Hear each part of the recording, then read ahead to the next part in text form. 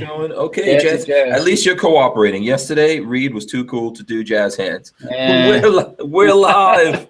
We're live from the Big Daddy Gun Studios. I'm Hank Strange. This is the Who Moved My Freedom podcast. I believe this is episode 84, man. Remember the 80s? 84. 1984. 1984. That's when I started high school in 1984. 1984. I was living with some roommates. That was supposed to be a big year. 1984. Yeah. Big Brother. All that stuff. Yeah. Yeah. Exactly. Yeah. The book. I read it. Watched. There was a movie.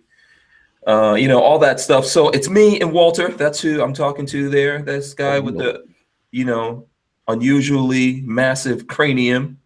That would be Walter. Okay, and forearms. That would be Walter Keller. So we're here. I hope you guys have your big girl panties on. Our guest, he's not here yet, but he's coming on a little bit later. He is Diablo from Stop Moms Demand Action. So Moms Demand Action obviously is an anti-gun organization that is funded by Everytown, Bloomberg, Soros, whoever, wherever they can get money from, they're funded by those guys. And Stop Moms Demand Action is obviously out there trying to stop them. And we've had him on before. He'll be back with us soon talking about stuff. Meanwhile, it's just me and you, Walter. Yay! What's up, dude? What's up? I got my SHF. Yeah, so do I. The new version. Yeah, you have the FDE. I've got the OD green. Yep. The latest. Very nice. Very nice. So, you know what? I might give away some of those during this podcast. So there you go. Yeah. Absolutely. And I want to encourage everyone to click the thumbs up button. Give us that thumbs up. Listen, if you hate us, go ahead, do the thumbs down. I don't care. But, thumbs ups are accepted. And also share this video with your family and friends. Let other folks out there know that we're on. We're doing it. We're bringing the noise. Okay, I see Diablo's coming in. So he's getting set up. And while he's getting set up and everything, we'll be here talking our talk. So like I said, guys, don't forget to make sure you're subscribed. Share this video with your family and friends. Click the thumbs up button. That's what we need you to do. Really quick, Walter, I'm going to go through and give a shout out to everyone. It looks like Josh Costner was the first one here in the chat. And then Peter Hinkle, he was next in line. What's up, Peter? Chris B also in the house. What's up, Chris B? Sergeant Hulk as Big Toe also in here. Let me see who else is in. The Tyven Show. Tyven Show is around. What's up, Tyven Show? Imposter also in the building. Rock Humper. What's up, Rock Humper? Welcome back to the show. Let's see who else. Tango Hunter is in here. Razor JB. Greg 98K. Joe Carpenter. The Archangel is in the house. What's up, Archangel? Mark Wagner. What's going on, Mark?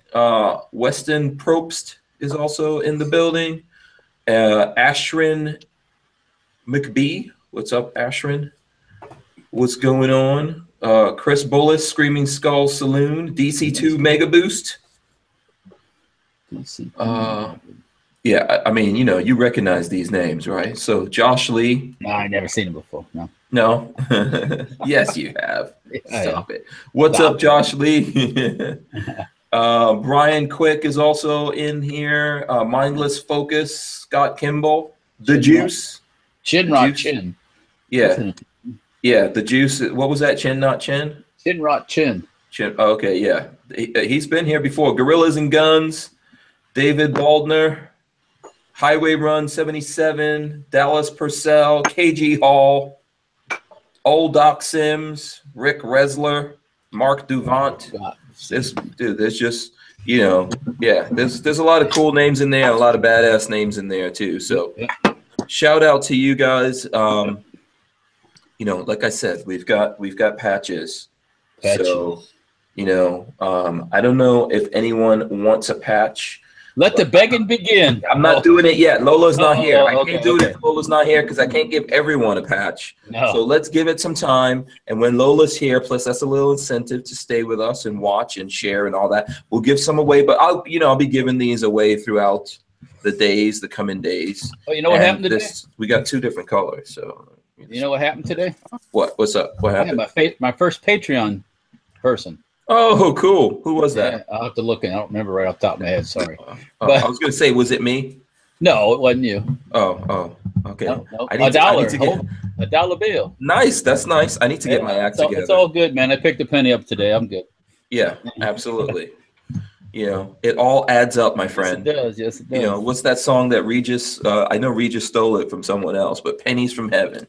Pennies from Heaven. Okay. Yeah, absolutely. Pennies from Heaven. So, I don't know, Diablo, are you set up back there? I believe so. Can you hear me? Yep, we can hear you. Awesome. I can actually even see you this time. Oh, cool. All right. Yeah, you're a little early, but that's good. Not a bad thing. Oh. Yeah, no, I actually got kind of a cold, so I'm going to apologize ahead of time in case I cough in your freaking video. Oh, but, that's cool. Yeah, I'm going to turn your volume up a little bit. I know you don't have like headsets or anything, right? No, I don't. Okay. All right. I'll just turn that up a little bit. So how's things going in your world, man? Well, other than a cold, I'm good. Yeah. Okay, cool. So let me just introduce you to everyone. This is Diablo, and you're like the admin for the Facebook page Stop Moms Demand Action, right? That's correct. Okay, very cool. I know you can't do a lower third. I don't know if you're doing this on your probably do. Yeah, you're doing this from a phone, right? Yeah. Okay, so just in case you guys want to know, I encourage you guys to go and like the page Stop Moms Demand Action. There is a link in the description for that. So you guys can go in there and like the page. Actually, let me see. I'm going to go in here. I'm going to share that into the chat window. So I'll do that right now. I just followed it. You just called to say you love me. Someone threw up. Joe Carpenter threw up the devil horns in the chat for El Diablo. Yeah. Cool. We appreciate that. Yeah. So, okay, I put that in the... If I've got a moment, I wouldn't mind throwing a few shout-outs myself. Absolutely. Go ahead, man. Do it. I'm just basically going to mention a couple groups that have been really kind to me. One, top of my list would be Hank Strange. He's freaking awesome. Another one would be Fire Mountain Outdoors. They've actually been really receptive, and we converse all the time. Another one, and I've heard people say he's arrogant, and I really have no clue what they're talking about, would be Larry Vickers from Vickers Tactical.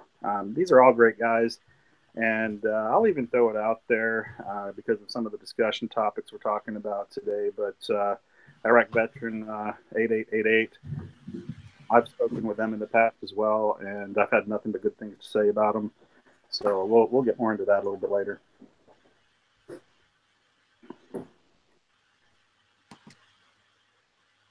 I'm assuming you heard all that. Yes, I did hear it. And if you can, just give us a little bit more volume because you're coming in a little low. I want to make sure everyone's able to hear you. I know you got a little bit of a cold.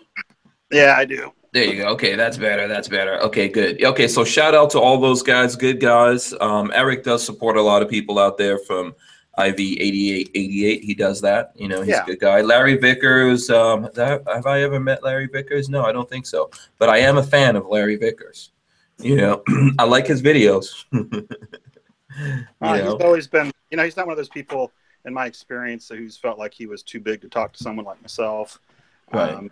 Anytime I've ever had anything, he's always been receptive to hear me out on something, share his opinion, that sort of thing. He's just a very humble sort of guy. He's a fellow veteran, and I don't know what people are talking about when they say they think he's full of himself.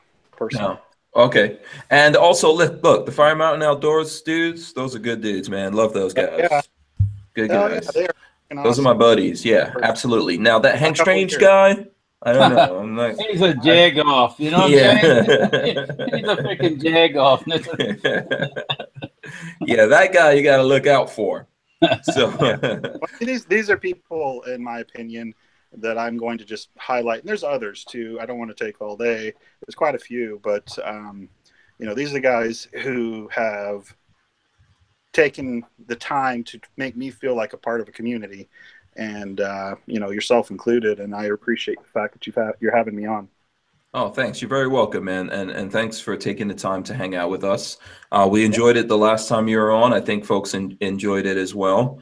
So, several things we want to talk about here. I want to encourage everyone that's watching to click thumbs up and share the video. Come on, give us those thumbs up, dudes. Give it to us. And if you hate us, go ahead and give us the thumbs down. That's fine. I'm okay with that. That doesn't bother me. You know, Mindless Focus says that Hank Strange guy is such a ass hat. I like that one, actually. Ass hat. Yeah, jag off. You know what I'm saying? I wish I could have like the license plate ass hat, because then I will park in all parking lots. Like old school. That's like I will old park school in pig 3 Latin. spots. Huh? That's like old school pig Latin. Yeah. So you know what? One of the things I wanted to talk about, and it's the title of the show, is this $18 billion, you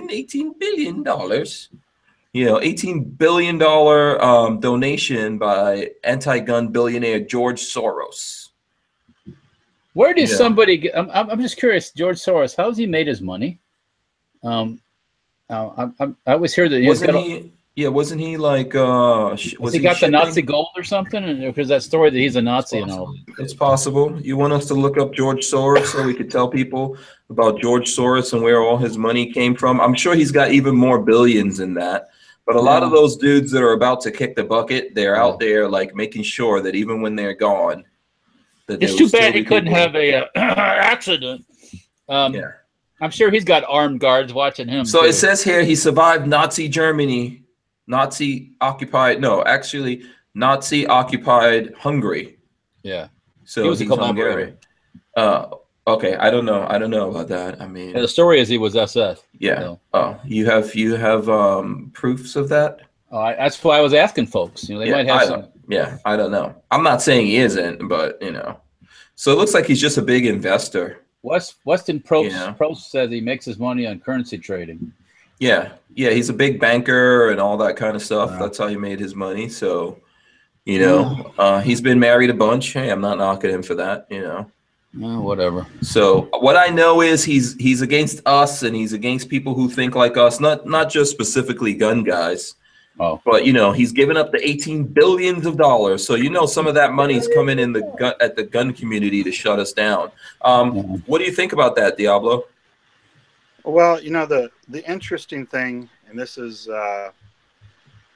my take on this, is, you know, you have so many people that think that money's going to fix this or fix that, or that they can control what people think. You know, we're fighting in a conflict right now that proves you can't just get away an idea. You know, and the Second Amendment is an idea, it's a philosophy, it is something that throwing money at is not going to get rid of. No. And regardless of what happens with policy, I mean, we're still here. Okay. Yeah, I think that's true. These guys can throw a lot of money at it. It's not necessarily going to do anything. Look at those elections they just had, where the candidates were all backed up by all the ones with money, and the guys lost. Yeah, so, but you know, I think I get where you guys are coming from, but you have to realize that the more money that people throw into something, the less true what you're saying is, right? Because money does do things. Oh, it does. I'm not saying it doesn't, but I guess what I'm getting at is this: the people whom that message resonates with are people who are not on our side anyway.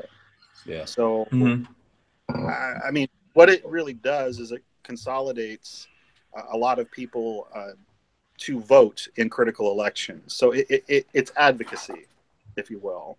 The money in and of itself doesn't change anything except their ability to reach those people in critical times.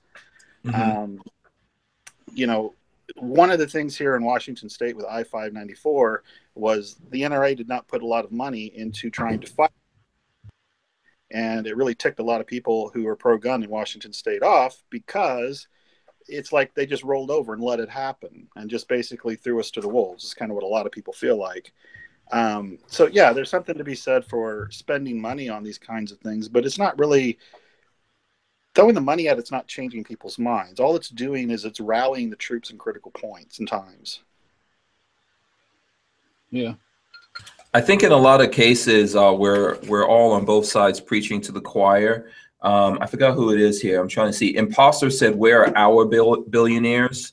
And I think that you know, there's two choirs, right? There's anti-gun and the pro-gun, and there's a bunch of people here and a bunch of people here. Probably a lot more folks in the anti-gun choir, I would say. But you do have a big divide of people that are somewhere in the middle, right? And that's where I think all of this makes a difference. And go ahead. Yeah, you know, the interesting thing is when you look at the types of people who are pro-gun, we're not talking about billionaires here. Yeah. We're talking about your rural kind of people that, you know, this is their life. This is how they grew up. The billionaires, those are kinds of people who really have a disconnect with the common man in America. They really don't even relate to us in any sort of way. So for them, it's something that they think they can just throw money at and change people's minds. And it's like, you might be able to pass this law or that law, but you're not really changing people's minds on this stuff. Yeah, what do you think about that, Walter?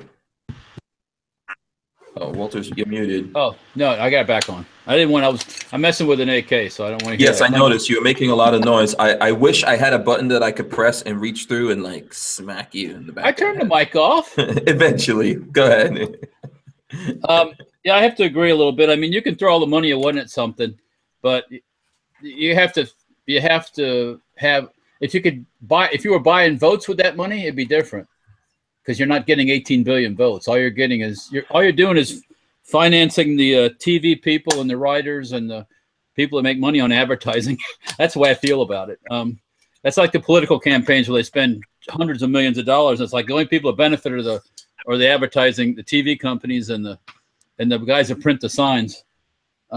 So yeah, you know, we'll see what happens, but I don't think it's going to make a huge difference. I think, I think it does make some kind of difference. I don't think that it's totally negated. It hasn't so far. Well, I think ultimately when it comes down to voting, the people who vote in the end are really passionate, right? A lot of people in America are just not voting on either side. You know, all it takes on voting day is it to be rainy, and most of the Democrats don't get out in the rain because they're scared of it. Yeah, they're not the only ones. I mean, there's lots of Republicans who don't vote. There's lots of gun guys who don't vote, for that matter. Well, there's a lot of brain dead people in general. Yeah, so somehow people have to get out the message. I think that's what Diablo is saying. And I think on our part, because maybe we have more passion, maybe because we're the underdogs, you know, it's kind of like a David and Goliath thing. Maybe we rile people up and we get them out there. I think the people in our community that have the most money that can be used to help us, to be honest with you, it would be the manufacturers, right? And we're always having this debate of like, what are the manufacturers putting their money into? Are they putting their money into trying to like tell us what to say or to help sell their things? Or are they putting their money into supporting the Second Amendment? And then what's their motivations behind that? Because in some cases, obviously, they like when people have some level of fear over gun control because they think that makes folks go out there and buy things. I think that that's a bad strategy because when you have this market that goes up and down, up and down, up and down, eventually you break it, you know, and then you have no market at all. So right. I wish that and then they're not billionaires really, but I wish on our side, the people that had the money really put more money into that and helped us get the message out there.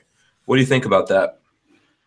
Well, you know, it's interesting because when I first contacted you last month about setting up another video, I had a list of topics that I really wanted to touch on, and it really had to do with relating to the general public, the gun community. Because, again, when you talk about preaching to the choir, I'm not changing anybody's mind by talking to people who already agree with me. What we're trying to do is grab those people on the fence. And I do think that the gun community has a problem reaching those people on the fence. So there's certain ways that I go about trying to reach those people. You know, one of the big things, and it kind of relates to what I was getting at earlier with this whole roundtable thing that I wanted to bring up. The first topic I said in my text to you was, it's an all or nothing venture. Either you agree with me completely or you're one of them. You know, I think we need to stop making this an us versus them sort of thing. I try to stray away from libs, conservatives, libtards, things like that. I try to stray away from that kind of talk, not because I'm trying to coddle people, but because once you throw those things out there, they're not listening to you anymore. I think if you're going to reach those people on the fence, you need to embrace a little bit of political correctness. And I hate to say that, but it's true. You're just not going to reach them if you continually insult them. So we need to try to use language that resonates with someone. Talk the points. Don't try to be insulting. Don't try to call them. Don't make that divide from the start. Libs versus conservatives. I use pro-gun and anti-gun language. If I'm talking about somebody who's fighting against our rights, I say they're anti-gun. Or if somebody who supports our rights, I say pro-gun. To me, it's a constitutional thing. It's not a liberal versus conservative thing. This is the fabric of America. It's not a political pawn here on liberals or right and left. Mm-hmm. You should be able to support it on either side. Right. What do you say to that, Walter? Yeah, I agree. Sometimes you have to. When I talk to friends, I have some friends that are not. I wouldn't say anti-gun, but they're not like us, crazies. Mm-hmm. But no, I'm proudly gun crazy. So whatever. I'm a proud gun nut. So sometimes you gotta kind of approach them in a softer, gentler way. If I tell them they're a left-leaning nutsack right off the back, they like recoil. It's like because they a lot of them are. I mean, they push a lot of they believe in a lot of other issues too that I don't necessarily, a lot of these issues that came up during the Obama administration with all these different groups. But that all plays in the same type of thing, that same thought thing, So I kind of think it's like, what gives you the right to tell me that I can't have something just because you don't like it?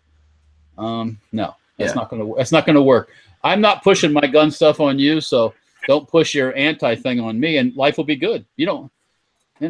Right. But at the same time, if you're going to have a conversation with people, you do have to try to be respectful. I think to a certain look. If it gets to the point where they get in my face, then I'll tell them they're full of Yeah, but I think even when someone gets in your face, I think you win when you stay in control. I don't lose my mind or nothing. But if you ever have a conversation or a heated debate, which is probably a better description with someone, and they're getting all mad and whatever, then you've pushed their buttons and now they're out of control. If you're still calm and you're in control of yourself and you're not insulting them, then you're winning that battle there. So I think with what Diablo is saying, I agree with.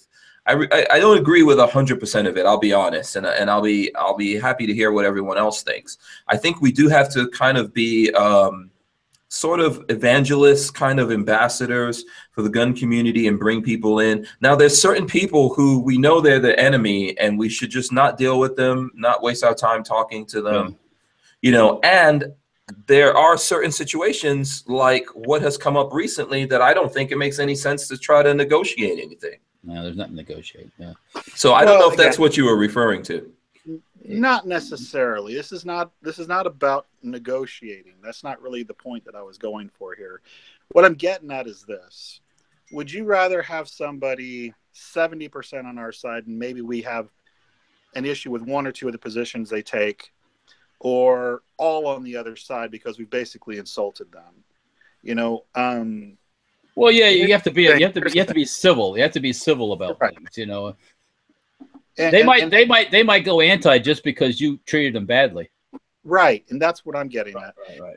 And here's the thing: the other part of this too is you're negating this whole point of I might actually be able to change your mind if we have a rational discussion. I mean, I'm not going to say it's going to happen often. Or it might even happen with 3 or 4 people that's following the conversation. Maybe you're even more entrenched at the end of our conversation, but somebody listening to that conversation has heard some points that kind of resonated with them that said, now I understand why. I know why you feel the way you do. Right. So, in that, it makes it impossible when you insult people right off the bat. That's in any kind of. Yeah, that's in everything in life, and I think that's a point that you're making that's incredibly valid. You know, yeah. If you go into a situation, sometimes you're negotiating, or you just want to have maybe somebody's got something you want for sale, and you don't, you guys aren't seeing the same price. If you go and say, "Yeah, your shit sucks," they're gonna go, "Hey, have a nice day, hit the road."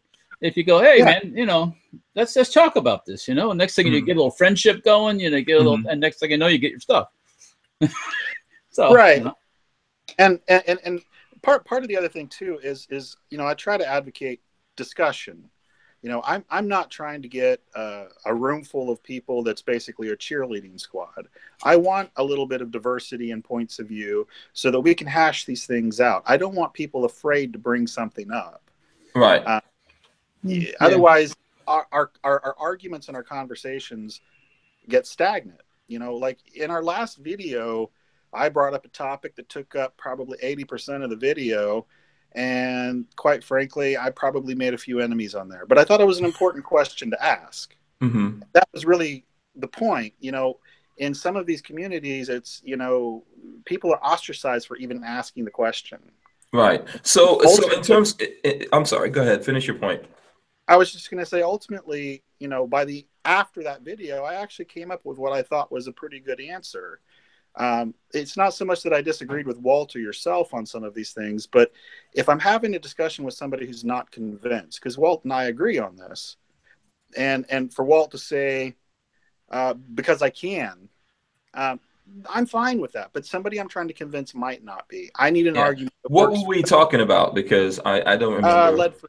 Lead-free ammo, and I wasn't trying to. Oh, lead-free. Okay, I understand that. Yeah, I'm just trying to have a reference, and if someone's watching this conversation, I'm not trying to go down that rabbit hole again. But but the fact of the matter is I asked what I thought was a legitimate question, so that when I have discussions with people, I can give a good answer. Yeah, because I can. To me, works for me and Walt, but it doesn't work for that guy on the fence.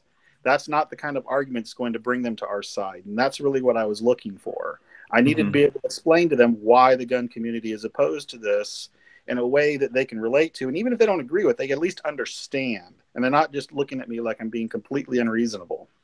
Yeah. At the same time, when people feel passionately about something, that's often where they're going to go to.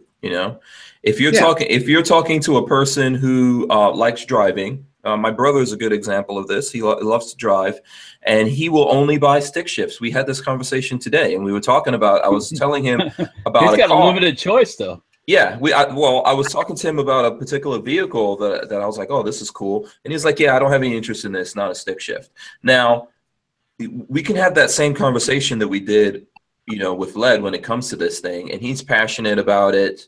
I really don't care. I can drive a stick. I could drive an automatic. To me, I'm not going to drive a big, massive vehicle as a stick shift if I don't have to. Some people have, but there's some people out there that are pushing going towards all automatics to save the environment for, this thing or that thing. And then someone's going to go, well, screw that. I'm not trying to save the environment. This is the direction I want to go. And it gets passionate. If we weren't passionate about these things, we wouldn't be doing it, So I think that's where some of that conversation was going, and some of these conversations that we're even having now go in that direction.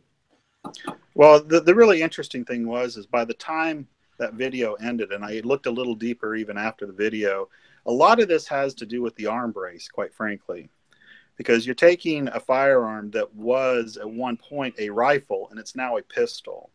And when you're talking about the NFA regulations with regards to armor-piercing ammunition, now that this is a pistol, it falls under some of their regulations, and they can ban the ammo because it can be used in a pistol. And when you ban that ammo, the 5.56 ammo, you're now in effect basically saying that the AR-15 is something you can't get ammo for, so it's useless anymore. And that's really a legitimate argument that I can explain in a way that somebody who's not necessarily a gun nut like us can be like, oh, okay, I get that. I think I understand that. Now, in terms, I don't know, Walter, if you want to dig into this a little bit deeper, let me know. No? I have feelings, but it's going to go round and around and around. No, but go ahead, get your side out. You can do, it. I'm the armor piercing thing is just another way to take stuff. Right. Yeah. It's another excuse to take things. Yeah. It's just a mechanism. Regular old 223 will pierce a lot of steel. Just like that armor piercing. But it's not banned. Yeah. Well, right. And when you talk about it's not. Yeah. Right. When you talk about the ammo that the regulations affect, it affects pistol ammunition. That's what the armor piercing regulation affects. Right. And so now that you've made that 5.56 rifle a pistol with the arm brace, now suddenly it falls in the purview of that ban. And can I tell you something? All of that falls under people infringing on our Second Amendment rights, to be honest. Because there shouldn't be any short barrel junk anyway. So. Yeah. But that explanation resonates more, in my opinion, with people who aren't necessarily like again, Walter sits there and says I should be able to run my freaking hose all day if I want to and can pay for it. Right. Yeah, I get that. But somebody on the fence might not. That kind of argument just sounds like, well, F you, I'm going to do what I want anyway. No, I understand that. So now, in terms of what you're saying here, do you have examples? Like you're talking about how we need to have discussions, I guess, in certain ways that wouldn't alienate those out there that are undecided. What examples can you bring up to illustrate what you're talking about? This was a perfect example. Again, when you talk what was a perfect example? Just what we were talking about with the lead-free ammo. Okay. It's an all or nothing thing. If you're not completely with me, you're against me. So essentially what happens with anybody who questions and throws out a question, they basically are ostracized by the gun community. Mm-hmm. So people are afraid to even have the discussion because they don't want to be seen as this or that. It's happening right now with the Iraq veteran 88. With how is it happening there? Excuse me. Well, go ahead. They made a comment in this roundtable that Yankee Marshall basically jumped down their throat over for mentioning. And I actually haven't seen the roundtable, but I saw your video on it. I saw Iraq veterans video, and I saw Yankee Marshall's video. And I wish I'd had an opportunity to watch the roundtable, but I think I got the gist of what was being said there. They basically threw out a hypothetical just to kind of give an idea of, the bump fire stocks really are not that big a deal to us. And if we thought we'd get something back, we'd be willing to trade it, just as a hypothetical. And apparently they got cut off or something in the video. And there was backlash for even suggesting that. Now, I agree with Tim on Military Arms Channel on this, because to me, it's the whole point of this is the fact that I don't even care about the bump fire stock thing. But what I do care about is this idea that it's okay to regulate something that increases the rate of fire. The whole NFA thing is with the Hughes Amendment. That is really what this is attacking. I'm less concerned with the bump fire than I am with this whole philosophy that it's okay to start banning things. So what you're saying with what you're saying here is that the fact I think that Yankee Marshall got that wrong. If you look at that video, I know you didn't look at it, so I'm going to reiterate here. I haven't had time. You haven't had time, and I really suggest people look at the actual video first, because if you look at it, you'll see that Chad was trying to have this logical conversation that you're talking about and saying, yeah, if there was this thing that we feel is valuable, and these guys said in exchange for that, we'll give you this thing if you just give up this piece of plastic, that maybe, and all while he was saying that, Eric said, nope, not gonna do it. Nope. So yet somehow, but Yankee Marshall and then other people that get upset about it don't realize that, one, Eric was shutting that down when Chad was saying it, and Chad is absolutely free. Every human being individually is free to say whatever they want. But at the end of that, Chad said the reason why we're not doing that is because that's not all they're going to want, right? He was trying to have that conversation with people, and so people hearing from Yankee Marshall got upset, and they didn't fully look into this. But this is how, and maybe that's the point that you're going to, I think. But this is what happens. If you're afraid to even, it's not just us as gun guys doing that. If you're afraid to even bring the subject up and you're not entirely convinced and you can't hash it out with somebody, you never get convinced. Yeah. You can't talk the point. Yeah, but what I'm trying to get to is, I think most of us rationally understand where Chad was going with that. Some people don't understand that. Those people won't ever understand anything. You know, the person who's just going to take Yankee Marshall's word for it and go out there and then, you know, just get all mad at IV 8888 because of something they think that they possibly said without going to look and seeing what they actually said. It's like, how can you ever be rational with that person? How can you ever talk rationality to a crazy person who's not going to sit there and look at this thing and then draw a conclusion of what someone was trying to say? Yeah. You know, I understand what you're saying, but that's not us. We don't do that. I didn't look at that, or I didn't hear what Yankee Marshall had to say and say, oh, this guy's, I don't think Walter did that either. Well, you know, here's the thing. It's like, if you shut people down, you're not even, because and here's the thing. I like Yankee Marshall. I watch his videos, and I'll continue to watch his videos. But in his video, he said, I'm not watching Iraq Veteran 8888 anymore. I'll tell you what, they put out some good content, and they're good people. And you know, if you're completely unwilling to bring somebody in whom you might not see eye to eye with and have a conversation with them, and try to convince them, or at least understand what they're talking about before you comment on it, you know, you're not getting anywhere. Yeah, all you're doing is alienating people. I think I agree with you in that, but how I would answer you is this, and I see Nothing Fancy saying this all the time, right? Like, he meets people, he meets those of us in the gun community, and they're like, "Oh man, Nothing Fancy, I'm such a big fan of yours." And then he's like, "Hey, what video have you looked at that I've done lately?" So Yankee Marshall saying that he watches IV 8888 videos, I think that's bullshit. I'm going to just tell you that right now. I think I watch both of them. Yeah, no, you do. And I think that the general audience out there, we absorb things, right? If people are interested in guns, like, so if you're interested in any particular, let's say you're interested in a shotgun or the Shockwave or something like that, right? You want to buy that. You're not just going to look at one video, even if Hickok 45 is your favorite dude to look at videos, you're going to go look at his video. Then you're going to look at like 10 other videos, maybe 20 other videos. You're going to check out some blogs. That's what a normal person would do, right? So the thing is I don't really feel like Yankee Marshall watches their videos on a regular basis. I think maybe he tuned in for the roundtable thing, and then he jumped to some conclusions, but I don't think he really looks at their videos. So when he says, "Oh, I'm not going to watch their videos anymore," I wouldn't be worried about that, because he doesn't really do that. And when you hear other people saying that they're not going to watch their stuff anymore, those people probably don't watch their videos anyway either. You know, people just like to say that because it resonates with you and it makes you go, "Oh my God, this person's never going to watch my videos ever again." And they're a part of something then too. Yeah. Yeah. And well, some of us are just programmed in that way, don't you think? Well, it's funny you bring that up. If I'm looking at a new firearm, I'll tell you right now who I watch. I'll go to Such, number one, because he gives a really good layout of the entire product. I can see what it is. Then I'll go to Tim on Military Arms Channel, especially if he's done a gauntlet on it. And then the third one I'll do Nothing Fancy. Those are the ones I would look at if I'm trying to get a feel for a particular firearm and concerns on it.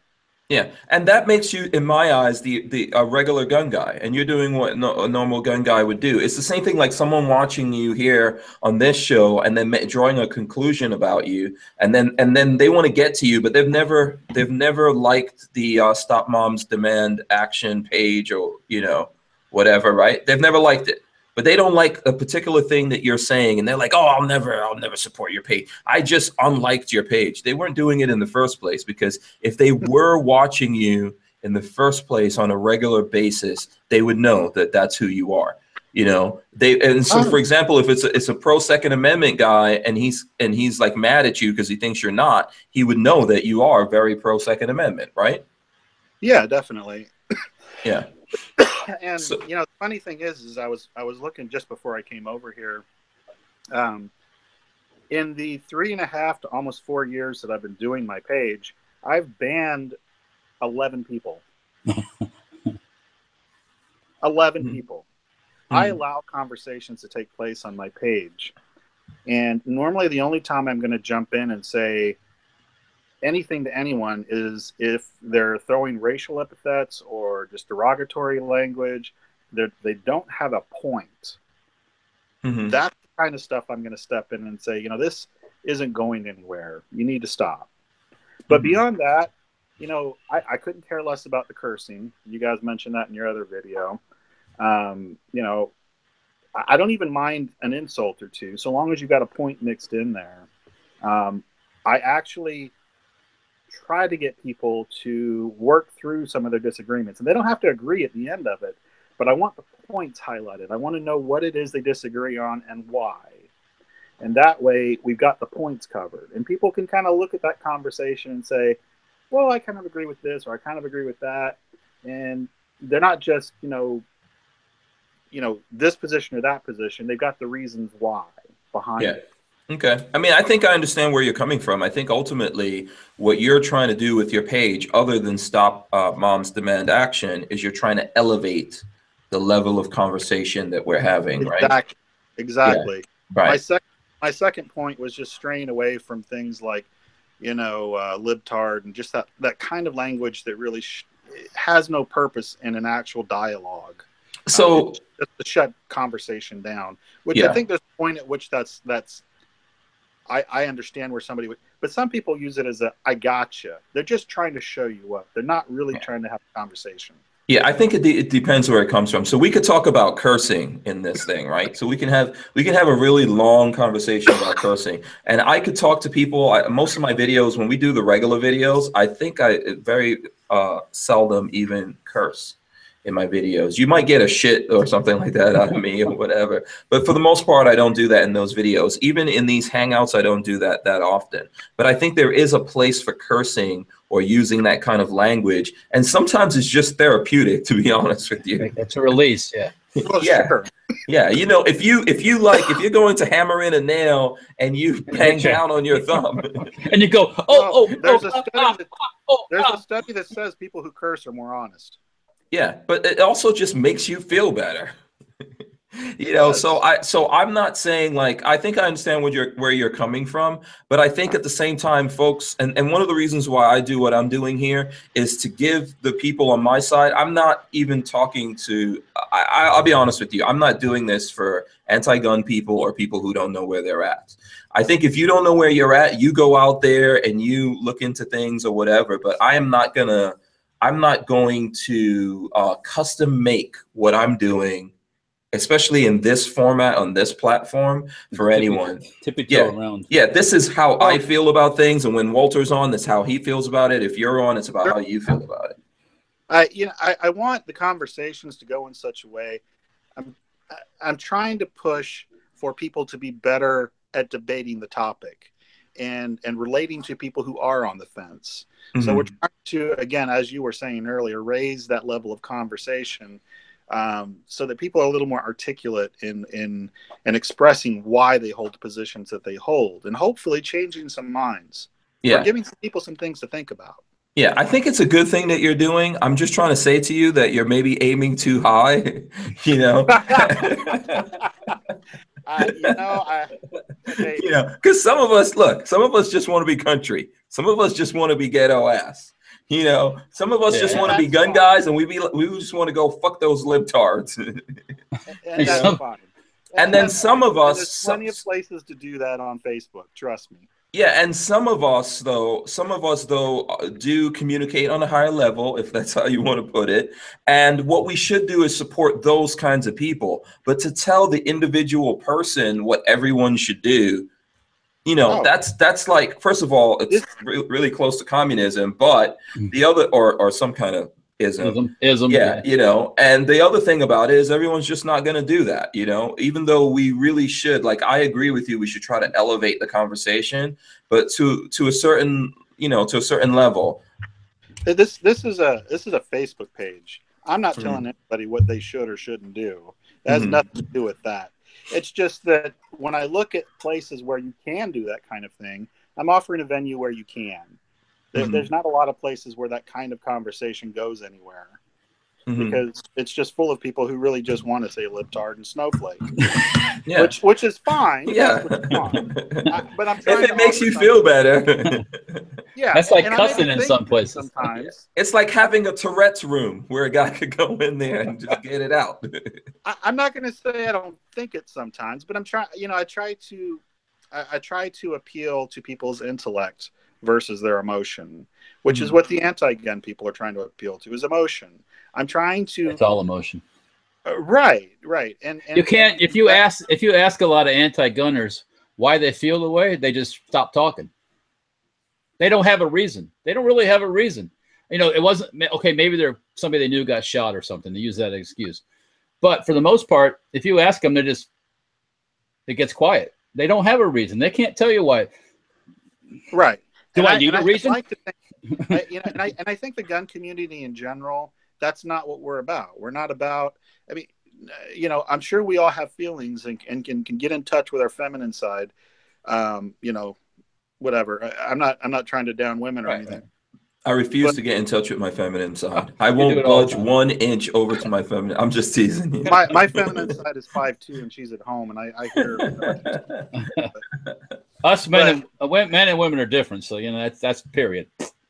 But the point I'm trying to make is that we have solid reasons for the positions that we take, and to me the argument stands on its own. I don't have to go there. I may want to go there, and I may feel good to go there sometimes. But what I'm trying to do with my page is, highlight those reasons, and maybe for some people who haven't even really thought too in depth about it, have those kinds of conversations. So they're like, oh yeah, that really articulates what I was thinking, but never really thought to put it in words. Yeah. I think I agree with you. I think the thing that triggered people on our side is the report from Yankee Marshall that that Chad was willing to negotiate, and I think that's really far from the truth. Unfortunately, he was trying to have this hypothetical, and I personally think the best policy for that is don't have that hypothetical. It's a waste of time. Like, why are you going down the road? Like, we've already logically had this argument and pulled the string out in many different ways, and ultimately these people want to they want to take all gun rights from us. So why even waste our time having the what if conversation? Because the reality of what they want is more than that. I mean, I could pull up, there was an article here that I was going to, let me see. I'm going to try to pull this article up. This is a headline from the LA Times, right? Mere weeks after Las Vegas, the GOP is quietly pushing a gun lover's pipe dream. And what they're talking about in this article is reciprocity. We've been trying to push that for how long now? Well, it is a pipe dream. Well, it is a pipe dream. I mean, Walter's right. See, that's the crazy thing. Like, we know on our side it's a pipe dream. They know they're never giving it to us. So why are we wasting our time having a why is the NRA putting out Facebook things all the time about how important reciprocity is? Well, you can. It's a boondoggle for us, man. You're not going to get it. Sorry. It's cheap to tell us. It's cheap for the NRA. Like, when they take our money, it's cheap for them to take that money and take a little bit of it and tell, oh, guys, reciprocity. That's a cheap thing for them to do versus actually going out there and fighting. In the meantime, the stuff that's important is put to the wayside. Yeah, it's the same thing with suppressors coming off the NFA. We would all like that. I would like to see reciprocity, suppressors coming off. The problem is that the people on the other side are never, ever giving us that. So why even waste your time with the what ifs? Why even let your brain? It's a lot like you go buy the lottery ticket. What if I won $500 million? I wouldn't have to go to work tomorrow. Yeah, if you're gonna buy the lottery ticket, buy the damn ticket. Move on. Don't waste don't get your brain all crazy about that. So in all the time this new administration's been in office, how many pro-gun legislations have passed? We're all still waiting for it. Well, how many any legislations have passed? Any? Zero. Yes, and in some ways, nothing happening is not a bad thing. Now, I would like to see something happening for our side where we get, where we get back some of our rights that we've lost, right? But You know, so one of the things that's happened is that a lot of things have stopped. So I could tell you if Hillary would have won, we would not be having. No, we wouldn't be. We'd be. Well, what would have happened is, as a manufacturer, I wouldn't have time to sit here and talk to you, probably. If I did, I'd be tired from busting my ass all day, really hard, trying to make all the shit I'd be selling. Okay? Yeah. Well, a lot of these fights have moved down to the state level. That's where it's going now.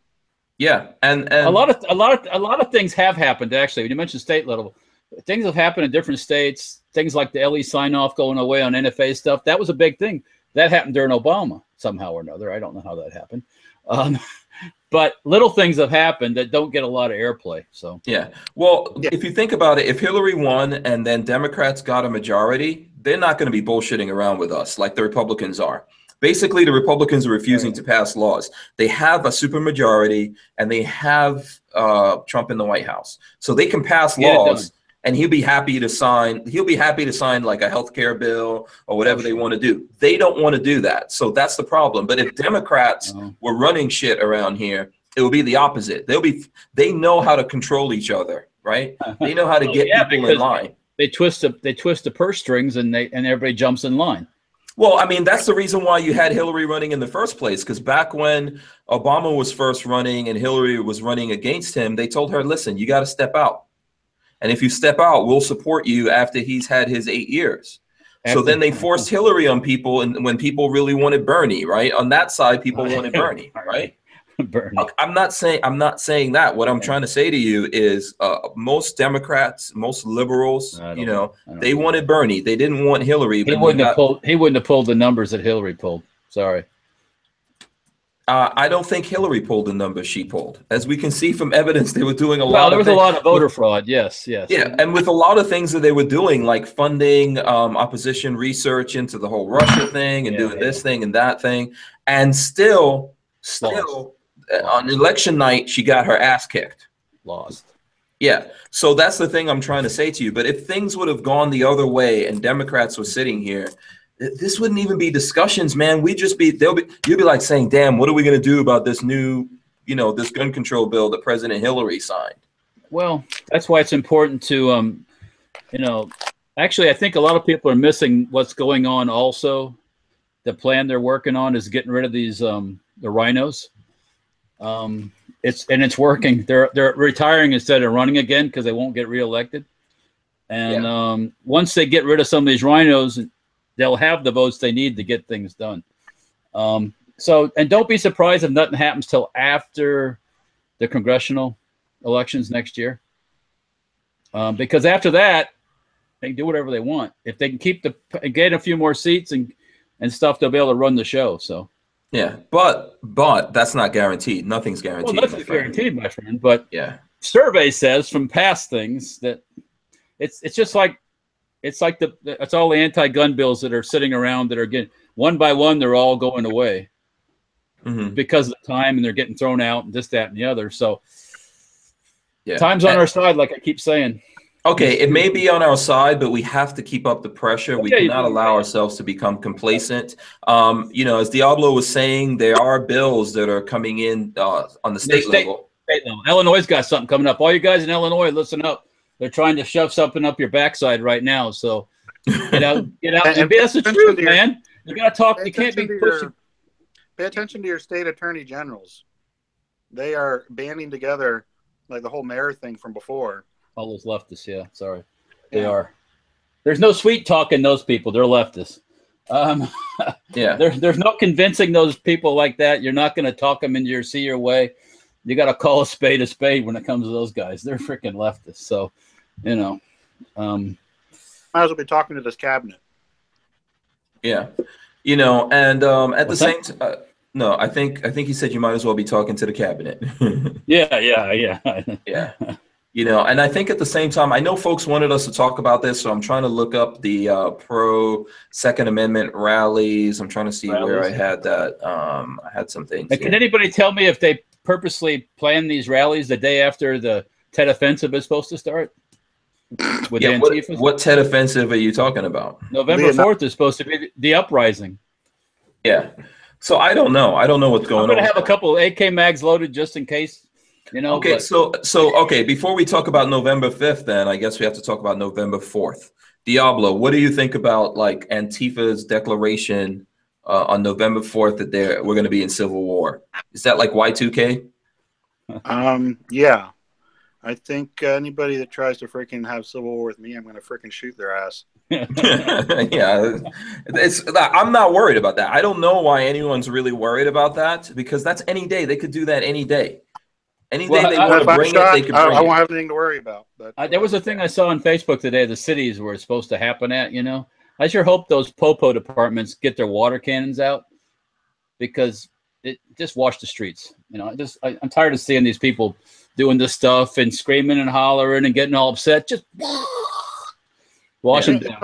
At what point do these guys with their training, because they're training in firearms and whatnot, at what point are they just on our side about the Second Amendment? I mean, come on. You're training with firearms to have a war. No, but it's for their reasons. Over guns. So communists and socialists like guns, man. They like it so they can subjugate people. Yeah. What are we fighting about? No, we don't agree. We don't agree. We don't agree. They agree on have to all get out of high school. Well, I don't think that's true. I don't think we're trying to use guns to force our will on anyone. I think we care about guns to defend ourselves. At least I know I'm not into guns because I want to force people to do anything or believe anything. It's quite the opposite for me. I think those guys believe in guns so that they can make people do what they say. Right? That's true. That's true. Right. Yeah. I was making a joke, and mostly it was just, they're embracing something they say they're against us for, which is support for the Second Amendment, but they're embracing the very thing that they're fighting. It's like a contradiction, and that was really what I was trying to point out there. Yeah. Right.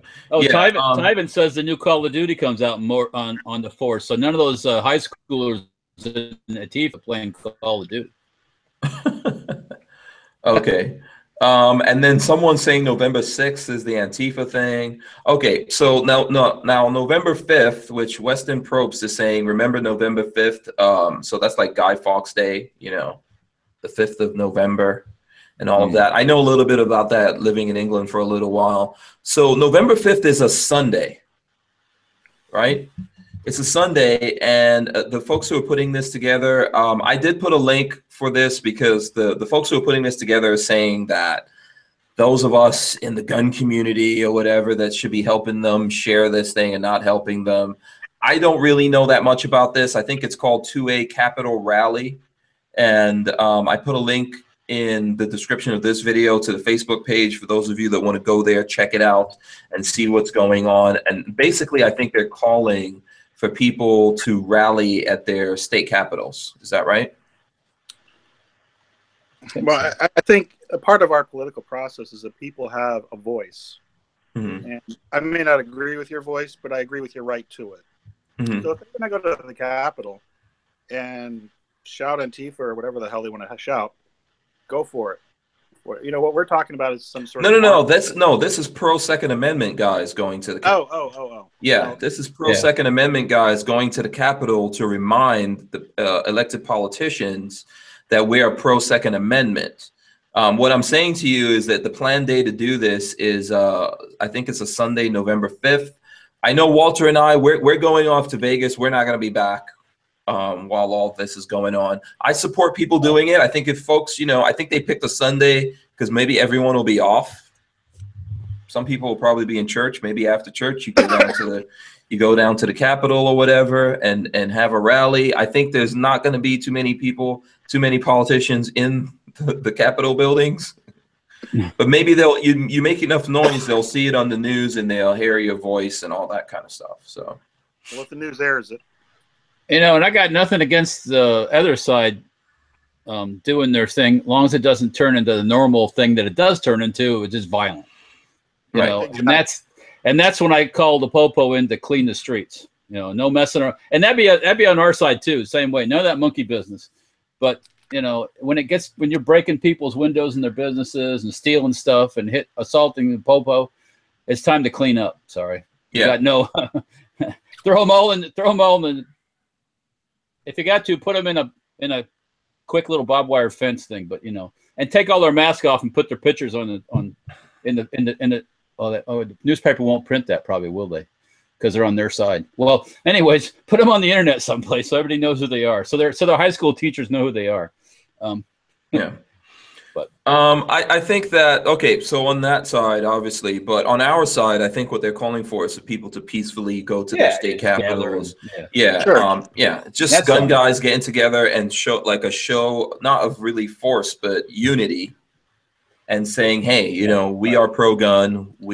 Numbers. You need numbers. Yeah, That's we're not willing to negotiate. Right. We don't want our rights to keep getting rolled back.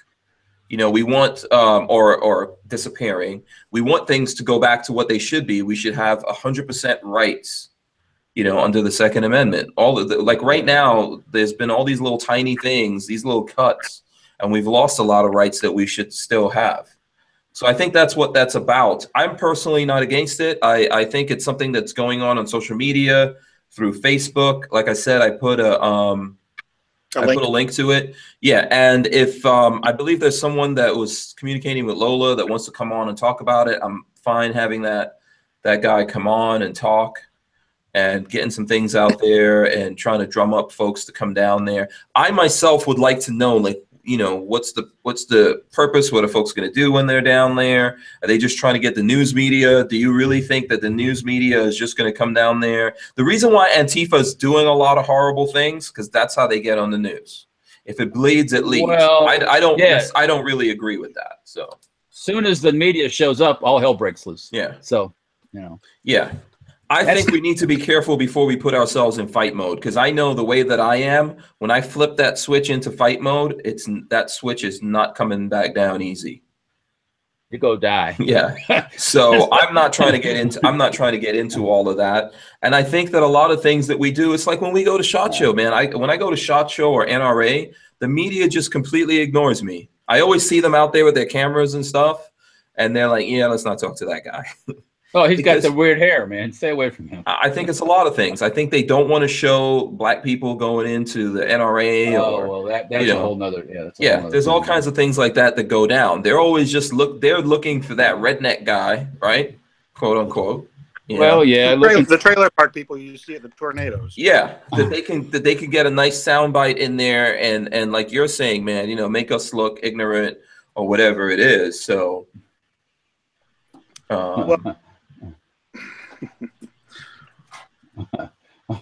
Yeah, that's true. Typical stuff. Yeah.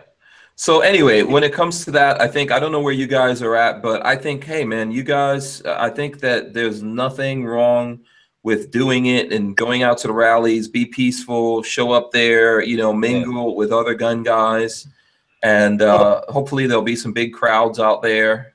You know, that whole shoulder to shoulder unity thing is really kind of what I wanted to touch on here.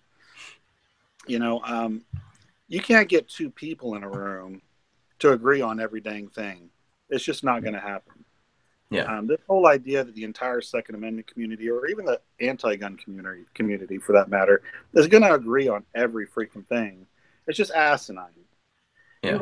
I'm not saying that you shouldn't fight for the things that you believe in, but you should fight for it in a way that's inclusive of somebody who's, at least majority of the time, is on your side.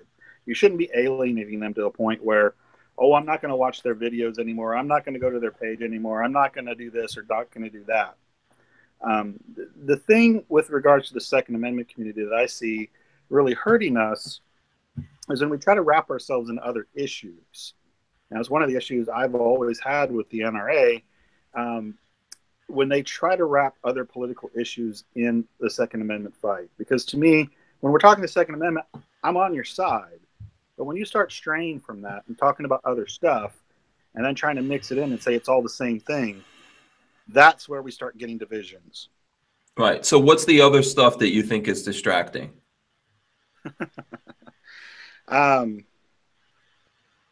Well, as an example, you know, I personally am a non-theist.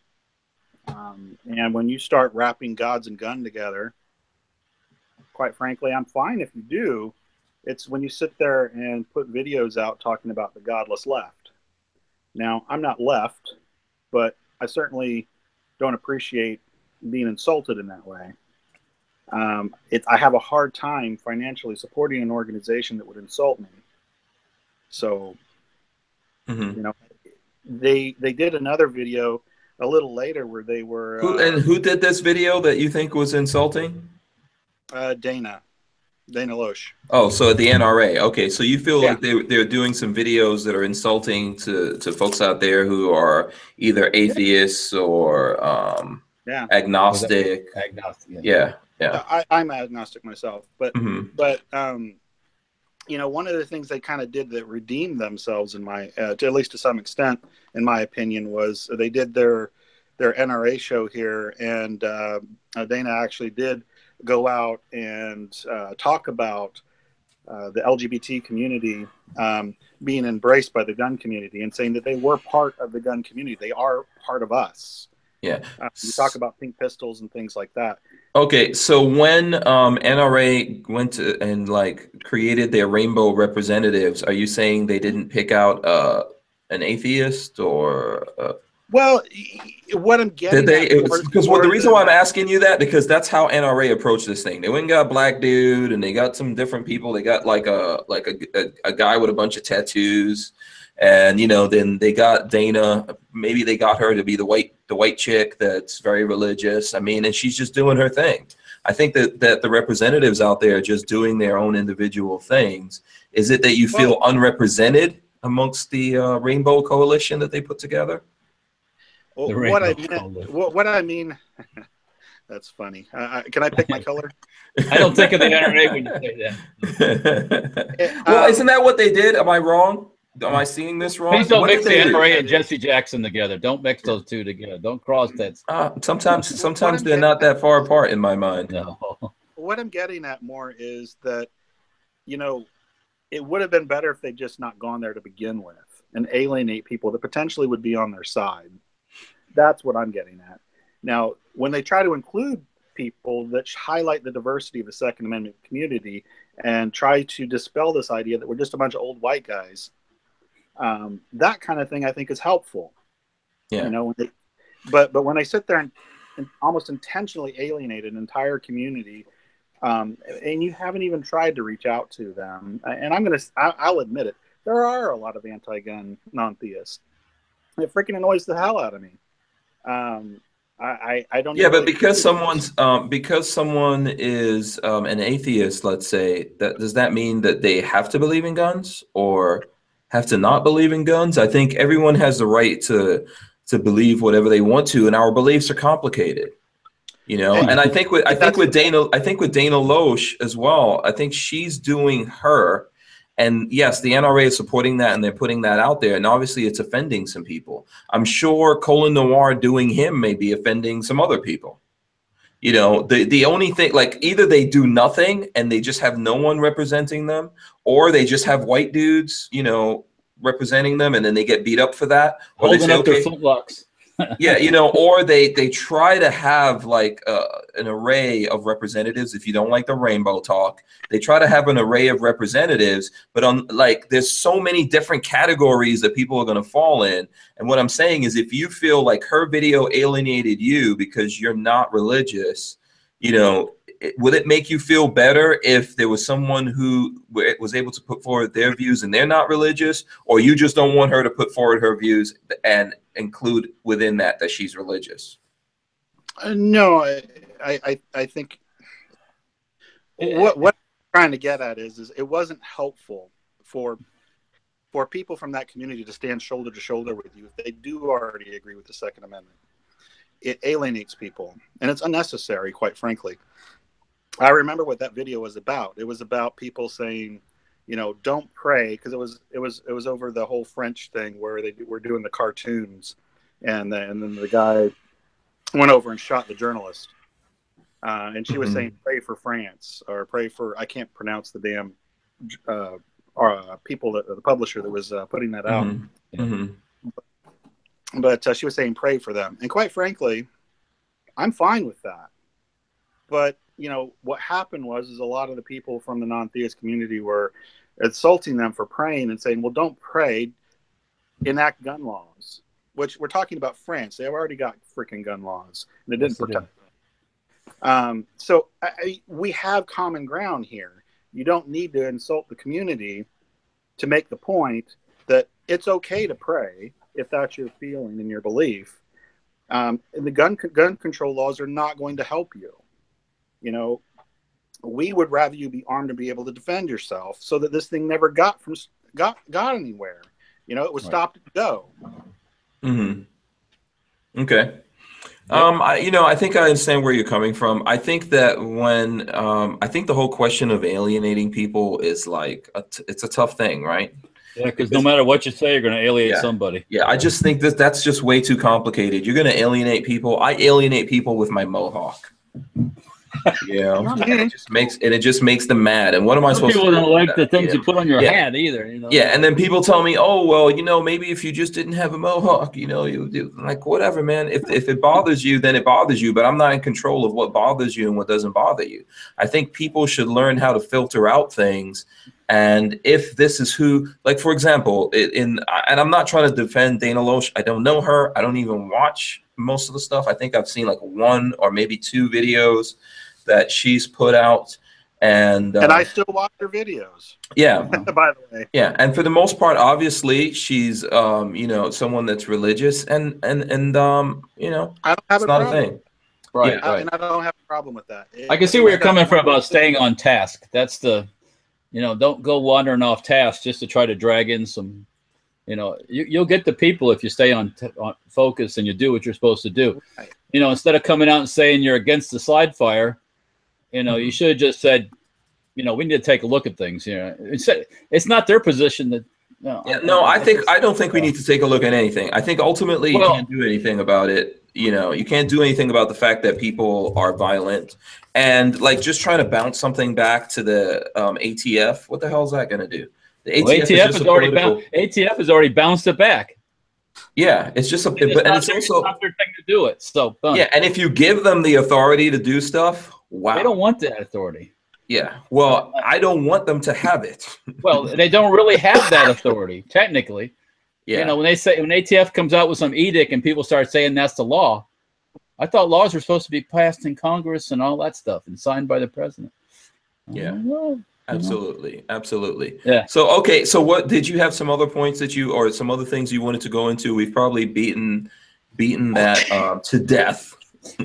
Well, all I was really trying to get at, and just to summarize that particular point, was that to me, there's no reason to alienate people that would potentially be on your side, even if you don't agree with them 100%. Right. If we're talking about the Second Amendment, let's discuss it. But when we start bringing these other topics in, all we're really doing is creating more potential for division, and that's really what I was trying to get at. Yeah, I understand that, and I'm probably guilty of it too, because I do actually try to highlight the diversity of the Second Amendment community. So in a way, I am bringing some of that in, but I'm trying to do it in a positive way that makes people feel like, oh yeah, I've got somebody I can relate to in this community. Somebody I could speak to. Maybe I'm a person of color. Oh, there's actually a group who would that I could relate to. Maybe I am an LGBT person and I'm looking for a group of people of like mind that I can join and that would understand where I'm coming from and can speak to me in a respectful manner. So, I'm trying to bring it in such a way that it's inclusive rather than pushing people away. And that's really where I was coming from with that. Okay, I think I understand that. Yep. And I think those groups exist. All right. So do we want to talk about before we totally alienate the people who are listening to us right now? Do you guys you want to get into some gun talk? Maybe have a conversation about some guns. You seen any cool guns, Walter? Got any guns you want to share with us? I didn't bring a whole lot of stuff home today. What about you? What about you, Diablo? What you got there, man? I know you got guns behind you. Hey, wait a minute. I see in the background a slide fire. Is that a slide fire in the background? No. No, I thought it's up on the shelf. Nothing to see here. Nothing. I did nothing. That slide? Well, it might be. It looks a slide fire on that box. Yeah. To be frank, I'm over here at Pantel Tactical. I'm in the gun safe. They've got a whole bunch of crap on the wall behind me that I barely had time to even look at myself. You may actually be looking at one, and I wouldn't be able to tell you. Yeah, go take that box off the top. Just spin around. It's on the top. Yeah. Bring us that. Oh, damn it! We're gonna make you work for it now. Is that a reloading machine right there? I can see the reloading machine. MG42 receiver. Yeah. Yep. I got one of them. You're walking past the box that Walter was talking about. It's right up top. Look to your left, on top of the reloading machine. There's a bunch of boxes. The very top box. Right there. Oh, what's that? That's not a bump stock. No. Break the box. We will get to the bottom of this. I got an email from one of the distributors that I deal with. And they're like, "Hey, we're getting ready to place another order on Slide Fires. If you want to get on it." I'm like, "Man, that's okay." No. Yeah. Okay, it's a drill press, as S1 for Duma is saying. The government is attacked. And we lost his picture, so now we can't see the box. Or he took it off, but he didn't take it off. It wasn't. Yeah, it wasn't fast. I'm trying to get it back. Can you hear me at least? Yeah, we can hear you. Absolutely. Yeah. Yeah. It's a Slide Fire. It is. Okay. Is it for sale? I don't work here. Holy crap. I don't know. Hey, I'm looking at Fox News here and just looking at news. And there's a story that says liberals plan to scream helplessly at the sky on election anniversary. Nice. So they're going to go outside and just start yelling like I hope hailstorms come down. Like libtards. Oh my gosh. Because to go outside and start screaming at the sky because of an election, you got problems in the skull cap. Sorry. Yeah. It used to be on the old days, they put people in homes for doing stuff like that. Well, I was going to say, can we just Baker Act everyone that does that? It wouldn't have enough room for these folks. Yeah, that's ridiculous. Yeah. And what day are they planning on doing that nonsense? Well, the election anniversary, which is November 11th, isn't that when they had, no, that's the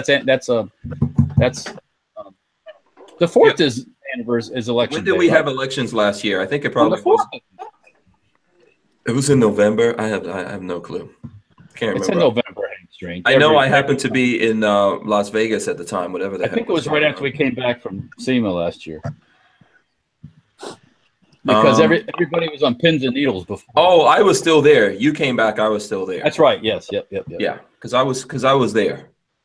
I think I know what happened. Is my phone is going into low power mode. You got to plug it in. Last time when I was on this video. Yeah. Well, we do this. Do you have the power plug? Check the other side. I got one in my car, which is where I was going. Right. So cool. So what guns do you have there, Walter? I don't really have. I'm looking around to see.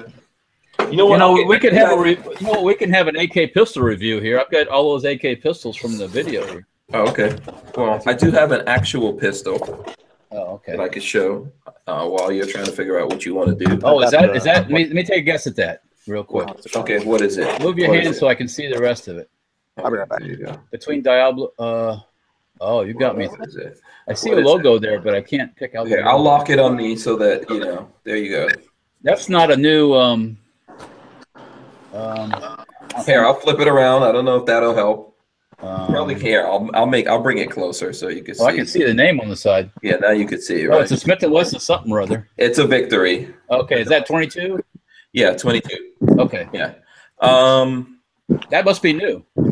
It is new. We got it for a T&E, and I was supposed to do videos of it, and then we got really busy doing stuff.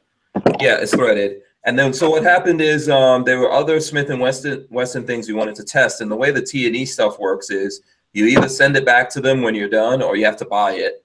Right, and so I, instead of sending it back, because I was like, you know what, I'll just buy it and then do a review later. Oh, okay. And move on to other things. So I bought it, and I want to like it, but there's something I think wrong with it right now. I don't know. As far as function or just? Yeah, it jams up a lot, man. When you're shooting it? Yeah, so I think I need to send it back to Smith & Wesson. I think you would. I just sent my I took your advice and sent my sub 2000 back yesterday. Yeah, it's a jam-o-matic, this one. So I don't know if anyone else, that's what I wanted to know. Like, does anyone else out there? This came out like, this was in the early thing. So I don't know. They might have changed the ones coming out lately. But since this was so long ago, it has issues. So if you guys have had that same thing, I've heard from someone that I need to send it back to them. And it's really like maybe an extractor or something like that. Okay. Is either too short, too long, you know. Dude, we always have problems like that, you know. On that subject of the rallies at the state capitals, Mark Perkins posted some info on that. Okay, what did he say? Get involved, join the Second Amendment Capitol rally on Sunday, November 5th, 10 a.m. in every state capital in the U.S. Yeah, and for anyone who wants to know, I don't know if they have a .com, but they have a they definitely have a Facebook page, and I put a link in the description for the Facebook page. Hold on, let me see. Yeah, at 2A Rally 2017. Yeah, I'm gonna pull that up and put it in the stuff here. Hold on a second. That was kind of what I was thinking people need to do. I was actually thinking about the White House myself, but that's a long ride for a lot of people. So, you know, I need some Soros money. You mean like a million-man march? Yeah. Here, I'll put it. So I did put a link for the 2A rallies, the Facebook page at least, in the chat, and then I put it in our private chat if you want to see that, Walter. And probably in a Second Amendment rally, you wouldn't have too many sterno bums either. So, you know, yeah, you'd have real 2A people, not hired protesters. So. Yeah, I think if you go, so the Genius Prepper says, is there one for Florida? I think there's one for every state. And so if you go to that Facebook page I'm putting up, I believe that's the main one. And then you can branch off of that to find the ones for the other states. Oh, J.C. So Carpenter. that's what you guys would do. It says, Nighty night, oh lover of the burl. The burl. Yeah, you guys can't let go of that burl. You know, and Kevin's not here. To defend himself. Kevin has that trademarked. No one's allowed to say burl without paying Kevin. Is that a wheel burl? No, it's not a wheelbarrow. Like a barrel. It's a barrel for a rifle. But he calls it burl. The burl. Yeah. Oh, well. Oh, look at that. That looks like a little there we go. So now we get to see the mystery solved of what you had. Now, what is it? That's a slide phone. That's a slide phone. Yeah, there you go. All right. So is that thing chained down? You got to keep it restrained from going out and committing bad things. Is it going to do it by itself? Is it just going to jump up and? Not unless it hits someone over the head with it. Yeah, absolutely. So so what other are there any cool guns in there, Diablo? I mean, there's lots of guns behind you. Here, let's see here. Show us the gun wall. Let's see the gun. Well, what are you showing here? Hold on. Trying to show Pantel Tactical's little wall. Okay, your image is gone, so we're looking at. God damn it! Come on now.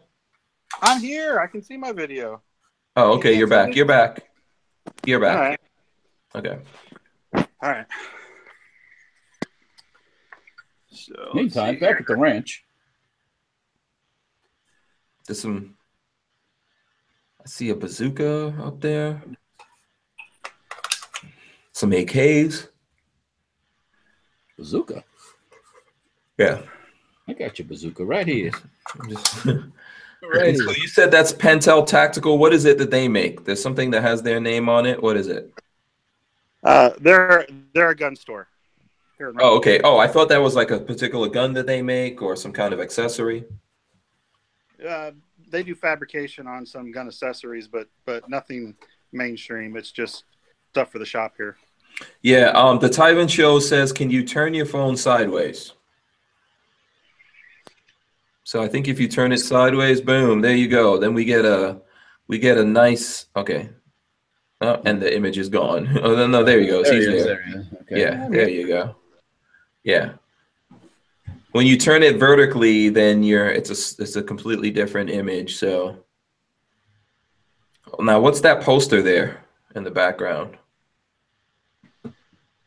So I see there's a poster. Platoon. Okay. Oh. Yeah. Classic. Yeah. So that's where I'm at over here at Pantel Tactical. They've graciously opened up their gun safe for me to do these videos. Mr. Pantel himself says he's not good in video, so he didn't want to be in it. Oh, okay, cool. I don't know that I'm any better, but I was willing to anyway. Oh, okay. No, thanks. Thanks to them for having you there. Yeah. So this is the gun safe. Do they have a big shop? Oh yeah. Yeah, you want me to go out there? Oh yeah, let's take a look at the shop, man. Let's show the people some guns. They listen to us yakety yakking. Yeah, I'm just trying not to lose my power here. Oh, okay. Tethered to the wall. Oh, okay. Yeah. Oh.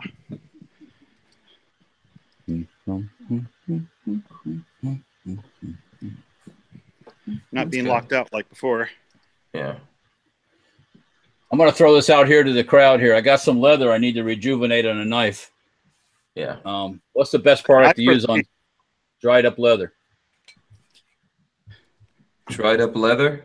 Water. Yeah, Put some water. We have our friendly sales associate. Okay, there we go. The dude selling guns. Dude. Ask him what kind of guns are selling the most nowadays. Handguns, defensive handguns. Okay, that sounds about usual. Yeah. Okay. People wanting that new Smith & Wesson? Or they? Yep, 2.0 Shield. That's selling well. The 2.0 Compact's doing good. Gen 5s. Okay, cool. And what's the craziest gun you guys have for sale there? Craziest? Yeah. It's price or just just in general. Yeah. In general, it doesn't have to be price. What would make an anti-gunner melt down? An anti-snowflake gun. This little guy, Hurricane Butterfly, Typhoon. Oh, I got fire. Oh, the Hurricane Butterfly. I have one of those. I have one of those coming tomorrow, actually. Yeah, very nice, very nice. So, what are you guys selling that for? This little guy, as configured, so they start for the basic firearm version without the brace setup, with just one of the regular Raptor grips. Those start at $595. They go up to $745 with a plain barrel and $845 with the breacher barrel.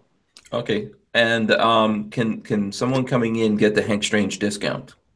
Yeah, 5% extra. Oh, extra! Oh goodness. Okay, don't mention Hank Strange. I like this guy. I like this guy. Okay, so what other cool thing? Like what's in the store that you would want to buy if you could right now? If we could write you the check. Joe Carpenter says you look younger than Babyface. And is that a Vepper in the back? That looks like one. So good old Vepper 762 by 54R. So these are getting hard to find. Ooh, okay. These are 3 of these left. And wow. So you got what are you guys selling that for? This little guy is $1225. Okay. Okay. So we're trying to keep it fairly reasonable. The prices did come up when the whole import ban came in, but we're trying to keep it fair and try and get these out to people.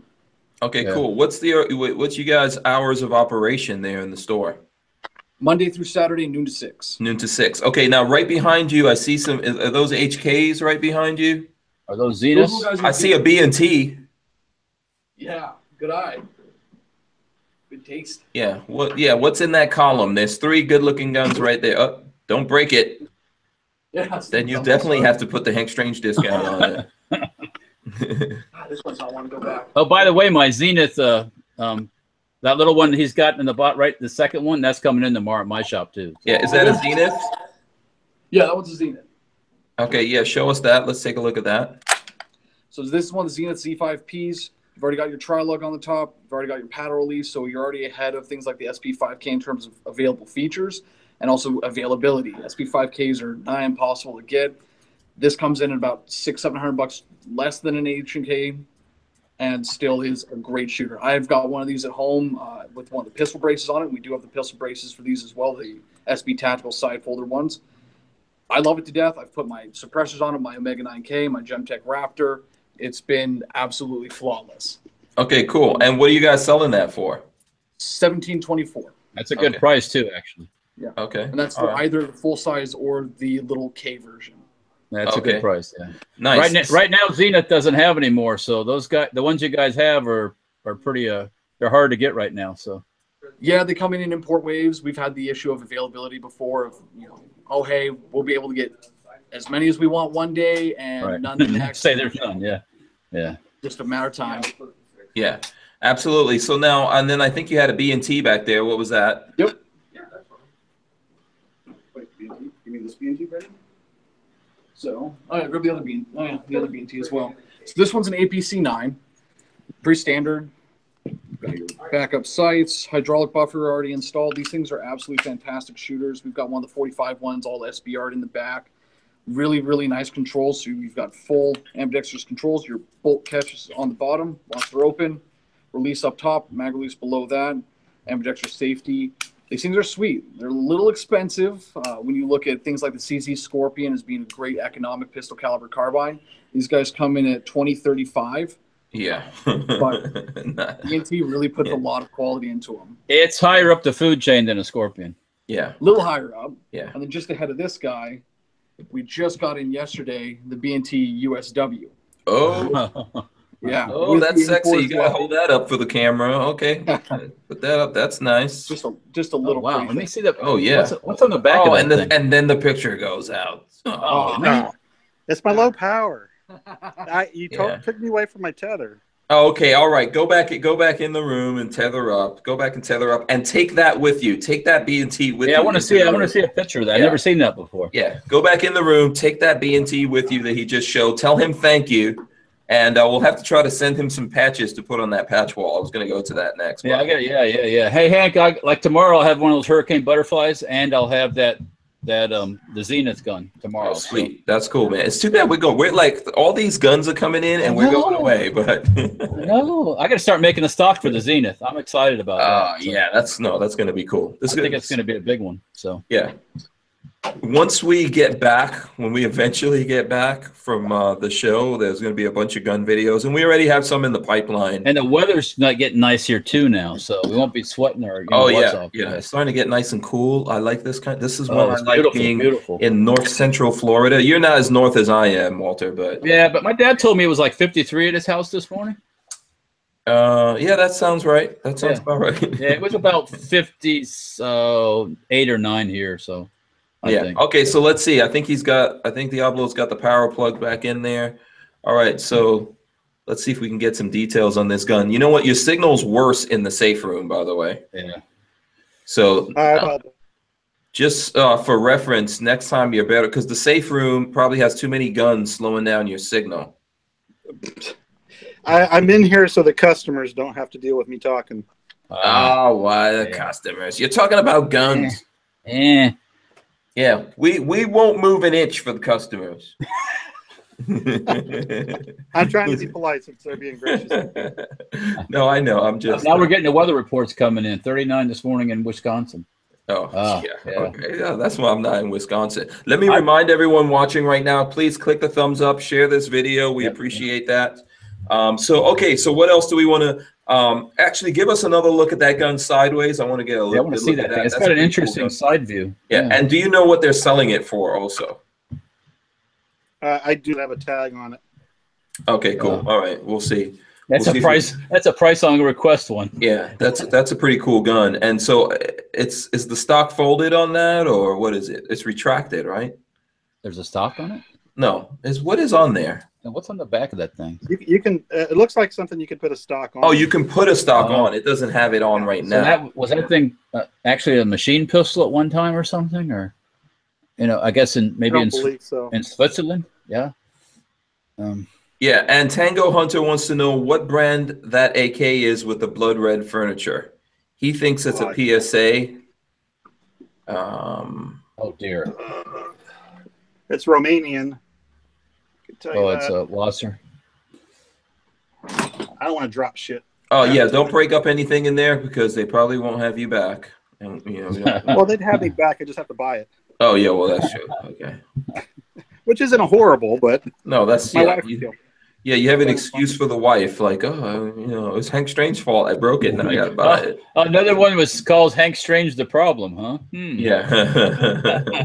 I doubt it's going to break, actually, from falling from that height. So, all right. So, cool. Let's see. What other things we want to talk about here? Did you have any other things on the plate, Diablo, that you wanted to go over? I just wanted to touch base on that whole Vegas shooting. I mean, when you look at how that's impacted the gun community, all of this division that we're talking about, it really stems from that, because, suddenly the NRA is talking about banning this.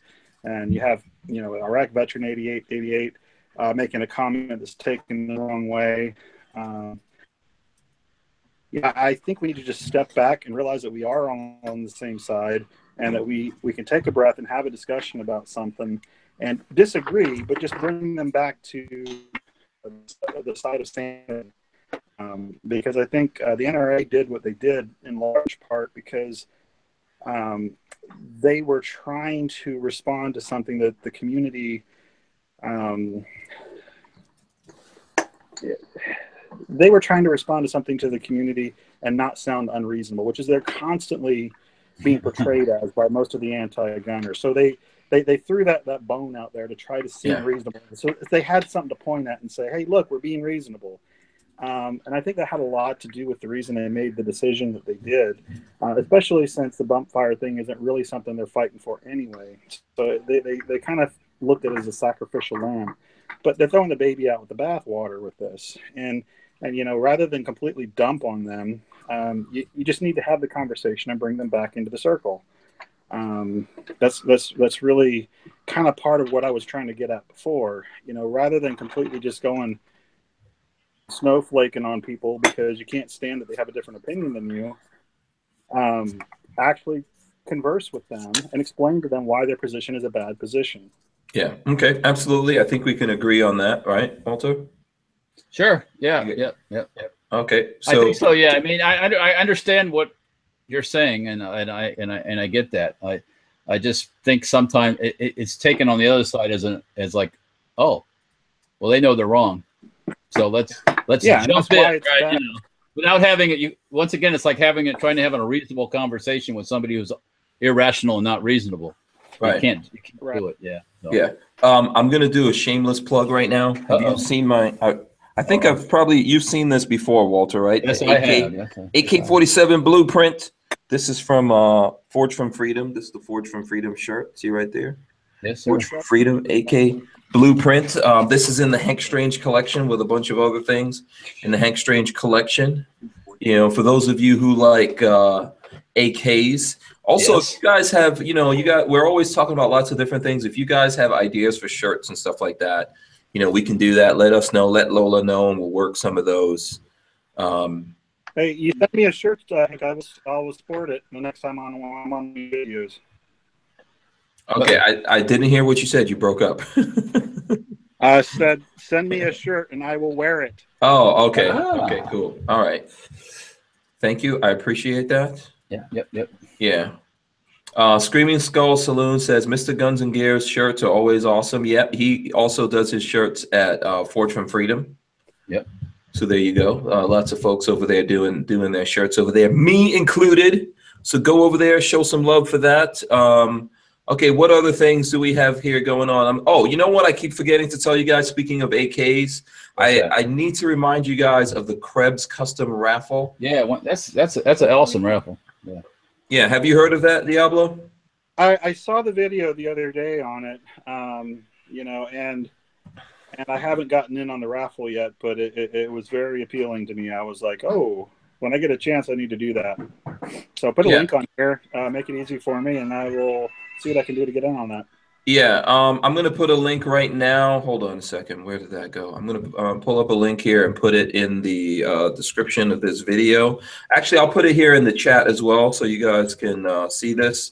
And go check that out. There's lots of cool prizes in this. I think it's $20 for a ticket. And it's going for a good cause. I think the first prize is a Krebs KV13 Mod 2. Yeah. And they're only selling 2,500 tickets, so it's not like they're, Yeah.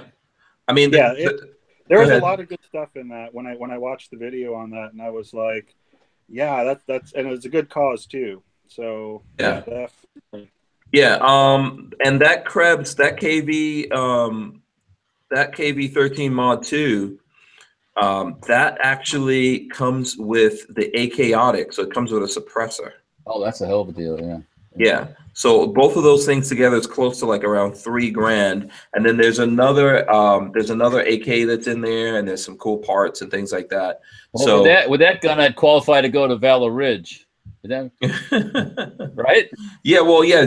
Reed was talking about Krebs. That's one of his AKs that he likes. I think he likes certain guns. Yeah. I think he's had a high dollar appetite. He's a nice guy. He's simple. He's not in a bad way, right? But when it comes to guns, he does have some elegant tastes. That's what I kind of sense that. Yeah.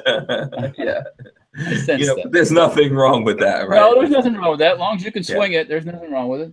Yeah, so you guys should check that out. I put a link in the description. Go check out that raffle. They're actually ending it, no matter what, it's ending on December 1st, I believe. At this point, they've raised like $6,720. I think if you spend $100, you get 6 entries. That's what I did. Yep. Yeah. So I may come back around through this again when I've got some more money and do it again. Yeah, but if I win a KV13, I'm not sharing it with anyone. Oh hell no, no. Just so you know, that's I brought something up that was mine at least. Oh, okay. Here we go. What you got? CZ75 McCarry pistol. Oh, nice. Compact. Mm-hmm. That's what do you call that? Cocked and locked? Yeah. Mm-hmm. That's how he rolls. That's the way you go. Yeah. No negotiating. Yeah. You roll up on Diablo, he's not negotiating with you. You get into business end. 100%. Pretty much. Let's see here. So 1, 2, and rooster patch. Yeah, so there you go. That's I keep forgetting to plug the Krebs custom raffle. You guys should definitely look into that. I think it's for good cause. We have a video. I made a shorter video out there on the channel. If you guys search Krebs custom raffle, you'll see that video, and it explains what it's all about. So there you go. Yeah, you have a pretty good chance of winning that AK or another AK or some cool parts. So yep. I carry my revolver in single action. Says he wants a CZ. CZs are nice. I don't have one. I actually want a 75. I just want a old school 75. Yeah, and Joe Carpenter says there's a live round in that barrel. Barrel. Yeah. So. How it works. Yeah. So there you go. Are we? Here, another story from Fox News too. If you want some entertainment. Okay. Or you want to get excited or sick or something, whatever. All right. Where's it at? Those are some very extreme things, but okay. Did they take it off already? What's the deal? They had a story about some terrorist guy in jail. What's that? And they're exporting his sperm out of the jail and impregnating chicks with it. Yeah. Oh, there it is. Terrorists fathering multiple children via sperm smuggled out of prison. Wow. Okay, so someone's going into the prison, getting his sperm, smuggling it out, and making little terrorist babies? Where's this at? Jesus frickin' Christ. Well, it's not Guantanamo Bay. I'm pretty sure of that. Israel. Oh, in Israel. Oh. Yeah. Holy cow. They said there's 63 little Palestinian terrorists have been conceived this way. Okay, this has been going on for a while. Yeah, holy crap. That must be like the way they do it over there. Yeah, so I thought the Israeli security was better than this. I thought they would have tied those things up or something. You know what I'm saying? Oh, well. Yeah. They got a mess over there, not getting any better. So that's the way it is. Chris B says sperm smuggling, WTF. What the? Tango Hunter says terroristic burl donator. Burl. That burl's going to outrate the state. What are you saying? Your signal's breaking up. Find a goat. Yeah. Genius prepper. I don't think it quite works that way. That they're freaking clones of them. Yeah. No. But yeah, Chris B said. Oh no, who said the goat thing? I'm trying to see who said the goat. Genius prepper. The genius. Yeah, prepper. Said he couldn't find a goat. Well, the Israelis just ought to throw goats in there, and that'd be animal abuse, I guess. So, Yes, those poor goats didn't. Maybe they could make them eat them afterwards. I don't know. Those poor goats didn't do anything. Well, yeah, but then get stuff in his beard. Okay. All right. Sorry I brought that up. So here's something interesting. This is on the Truth About Guns. FBI, Newtown Police knew Adam Lanza planned to shoot and kill mother and students. So according to CBS News, police were warned that the Sandy Hook Elementary School shooter had threatened to kill his mother and students before the 2012 massacre. According to newly revealed FBI documents, the agency on Tuesday released more than 1,500 pages documents on the investigations in the investigation into the mass shooting in Newtown, Connecticut, that left 26 children and teachers dead. So basically, the FBI knew what this guy was going to do, and every time things like this happens, you know what? People are trying to ban something, and this is what I'm saying. It's like, you know, you can't ban anything. Like, what's it going to do? Banning things doesn't do anything. Maybe people need to do their job. Maybe back up. Hang on, just you know. What needs to be done, like they used to do in the old days, when people said shit like that, they locked them up. But they didn't do that here. Period. They put you in some place and let, you know, because obviously this happens all the time. Oh, we knew this terrorist was going to do stuff, but we didn't have anything to arrest him. Yeah. What the hell are you doing? You know, I mean. Yeah, this doesn't make sense, man. And because so let me say now the conspiratorials start. Well, maybe they let it happen on purpose. It's not going to start now. It's been going, and maybe this is giving some credence to people that have conspiracy theories here. Yeah, they let it happen on purpose so they could go after. We already know for a fact that the government let guns cross the border. Well, that resulted in tens of thousands of people in Mexico being executed. That's documented fact, yes. Yes, absolutely. So what I'm saying to you is these guys knew that this guy was going to do something, and it does us no good right now. You know, it could have done some good back then. You know, there's something to be said for the fact that if you haven't committed the crime, there's nothing to get you on. And that's this really, dude was mental, certified mentally defective. Yeah, I'm not. Yeah, well, that's not. It's not a like you saying it right now. You're not certified mental. This guy was a nutcase. Obviously, this kid was. Yeah. Interestingly enough, I had this very conversation with my wife earlier today. And a house full of guns too. So, well, there's people in the anti-gun community that call me mental just for owning guns, but whatever. Yeah, but I think that it's one thing to say that because you're a gun owner that you're mental and then take your guns away from you, and one thing to have a kid like this make threats and all that kind of stuff and then ignore it and then let something happen. You know, you should at least you know, take some steps towards dealing with this thing, you know? Yeah. Well, and this is the conversation I had earlier today with my wife about this. I'm like, for the kinds of people that are doing these kinds of things, and we're talking about mass murders, mass shooters, serial killers, things like that. Can you call any of these people sane? Really? There's something messed up in your freaking head to be doing these kinds of things. And at what point do you draw the line and say they're responsible for their actions? Well, you're obviously freaking crazy because you're doing this, and nobody else does this kind of thing. Sane people don't. Yeah. I still think you're responsible for your actions, and you should be held accountable for your actions. Right. I saw an article from the ACLU trying to get this guy off for freaking beating someone to death with a freaking cane. And it's like they're talking about his mental issues. And I'm like, well, what about the victim? He just got beat to death. And you don't care about him. I hate to say it, rope. Sorry. I mean, you know, you got to get it. Well, anyways. Oh, okay. No, I think that obviously they didn't do enough. I mean, you got to get these people out of the gene pool. Sorry. Yeah. Yeah. I'll leave it at that. You got to get them out of the gene pool. Yeah, I and it's one of these things where, like, I do believe in capital punishment. I think there are just some things so egregious that you've got no place in society anymore.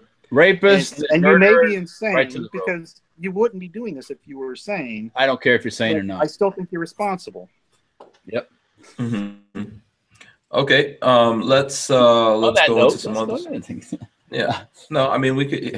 I can beat that horse for days, but yeah, absolutely.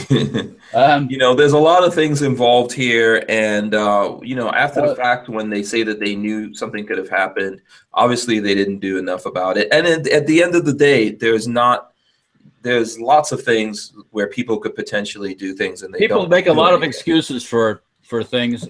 Yeah. Family members make a lot of excuses for other people's family members' actions, and they just go, "Oh, well, he's got a problem," until he kills you and all the rest of your family and people. There's no excuse for it. Sorry. Yeah. There's no. Well, you know, on that subject of capital punishment, you know, you've got a lot of the anti-gun people who will tell you that they would rather die than use a gun to defend their life. Well, guess what? And because they don't agree with capital punishment and things like that. And here's the thing: when we're talking about your life, that's fine. You know, if that's the choice you've made, like I said before, you don't get to make that choice for me. Right. Mm-hmm. Because I'm the one who ultimately lives or dies by the consequences of that choice. And I want that choice with myself. Right. Yeah, like I said before, if you don't like guns, great, but don't try to push it on me. Right. Period. Yeah. Tango Hunter is saying, didn't the Boston bombers have a known history with the FBI, they did, and they failed to deport them until they got into that shit? And the Russians told us about those brothers, and we didn't want to. They either ignored it or they didn't. The Russians wanted to swap more info, and our brain surgeons didn't want to get. You know, they didn't want to collude with the Russians that time when they should have colluded a little bit. We don't listen to the Russians. Oh, the Russians don't know shit, but except when it comes to who we're going to vote for somehow. They got intelligence. They make a nice AK. They got people on the ground all over the world watching this stuff. Yeah, and they know what's going on. They're like the Israelis, right? So when they say, "Hey, you might want to watch these two bastards from Chechnya," you might want to watch them. Mm-hmm. And did the NSA catch it with all their spy gear? Did they want to? Did they want to catch it? Oh, that's a conspiratorial thing again, too. Yeah, I guess we don't like runners either, so we're gonna blow them up. Yeah. So also in the chat here, who was it? Someone's asking if we heard about the Vegas shooter's brother. I think that's I Carry My Revolver in Single Action. What about him? He apparently just got arrested. One of his brothers got arrested on child porn charges or something like that. Yeah, and it wasn't the guy that got out and said all that goofy shit after it happened either. The other brother. Mm-hmm. It was, I guess, another brother but they were supposed to be investigating him before this even happened. Yeah, and this one was homeless or something like that. So, well, that's a family member taking care of a family member, huh? Yeah. His so brother homeless. Yeah. And then he apparently. There's another headline relating to that guy. It says Stephen Paddock's missing hard drive deepens an already tough case. Oh yeah, they found that somewhere. Well, no, I think it was missing. So it says on Wednesday, information emerged that adds to the complexity of the case. Mr. Paddock apparently removed the hard drive from at least one computer found in his room. Okay. At the Mandalay Bay Resort and Casino, according to law enforcement officials. So he's in his room. He's dead in his room. Where did he remove this to? Did he toss it out the window? What happened to it? I think the guard took it out. Actually, myself. Mm-hmm. So I think the guard shot him. To be honest with you. So also now there's other news. It says additionally, housekeepers had visited Mr. Paddock's room. This is all from the New York Times. Additionally, housekeepers had visited Mr. Paddock's room where he fired on the crowd below more than once in the days before the shooting, but did not notice any sign of his large stockpile of weapons. So that's completely believable. Yeah. Just leave him in the case. It says he also ordered. They said they visited the room. If there was a do not disturb, they wouldn't have gone into the room. And they didn't notice anything. It says he also ordered room service at least once. That's how he got that cart. Yeah. That had the cameras mounted on out in the hallway. So, yeah, like I said before, the reason all this is still going around is because they don't have any real leads. And it says Mr. Paddock's activities at the hotel have been carefully tracked. He was a lifetime winner at MGM Resorts properties, which include Mandalay Bay. Now, the whole thing about this, though, is this is a casino hotel. There should be tons of video. They should have this guy walking up, like in and out of elevators, up and down hallways, all over the casinos. They should be all that stuff. There probably is. Well, Hank, I mean, and I hate to throw conspiracy theories out there because I don't really subscribe to most of them. They may be true, they may not be, but I just don't like throwing them out there when I don't know the truth of the matter one way or the other.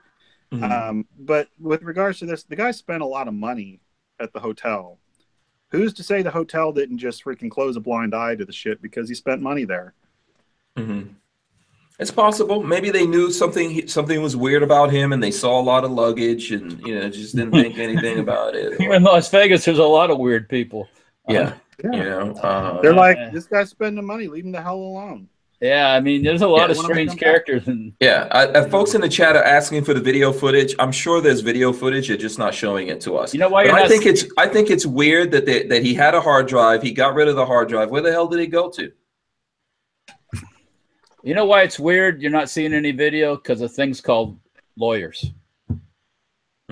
Ginormous lawsuits are waiting to go down, and they're not going to put any of this stuff out there. There's going to be everything that's going to be put out is going to be questioned. Every second, if it doesn't work perfect, why doesn't it work perfect? You know, so I wouldn't do it either. Even the store that sold him his firearms, I believe, is entangled in a lawsuit as well as the hotel. Yeah, they're going to go after everybody, down to the bullets, right down to the magazines, everything. The people who host the venue for the concert and everything. Yeah, I mean, I'm surprised they haven't. They probably attacked the guys that were the performers too. So, you know, I call it attacked or lawsuit because that's what it is. It's an attack, and then you're left to defend yourself and spend your money. And what they do is they just go up the food chain till they find the biggest one to latch onto. And I don't know, whatever.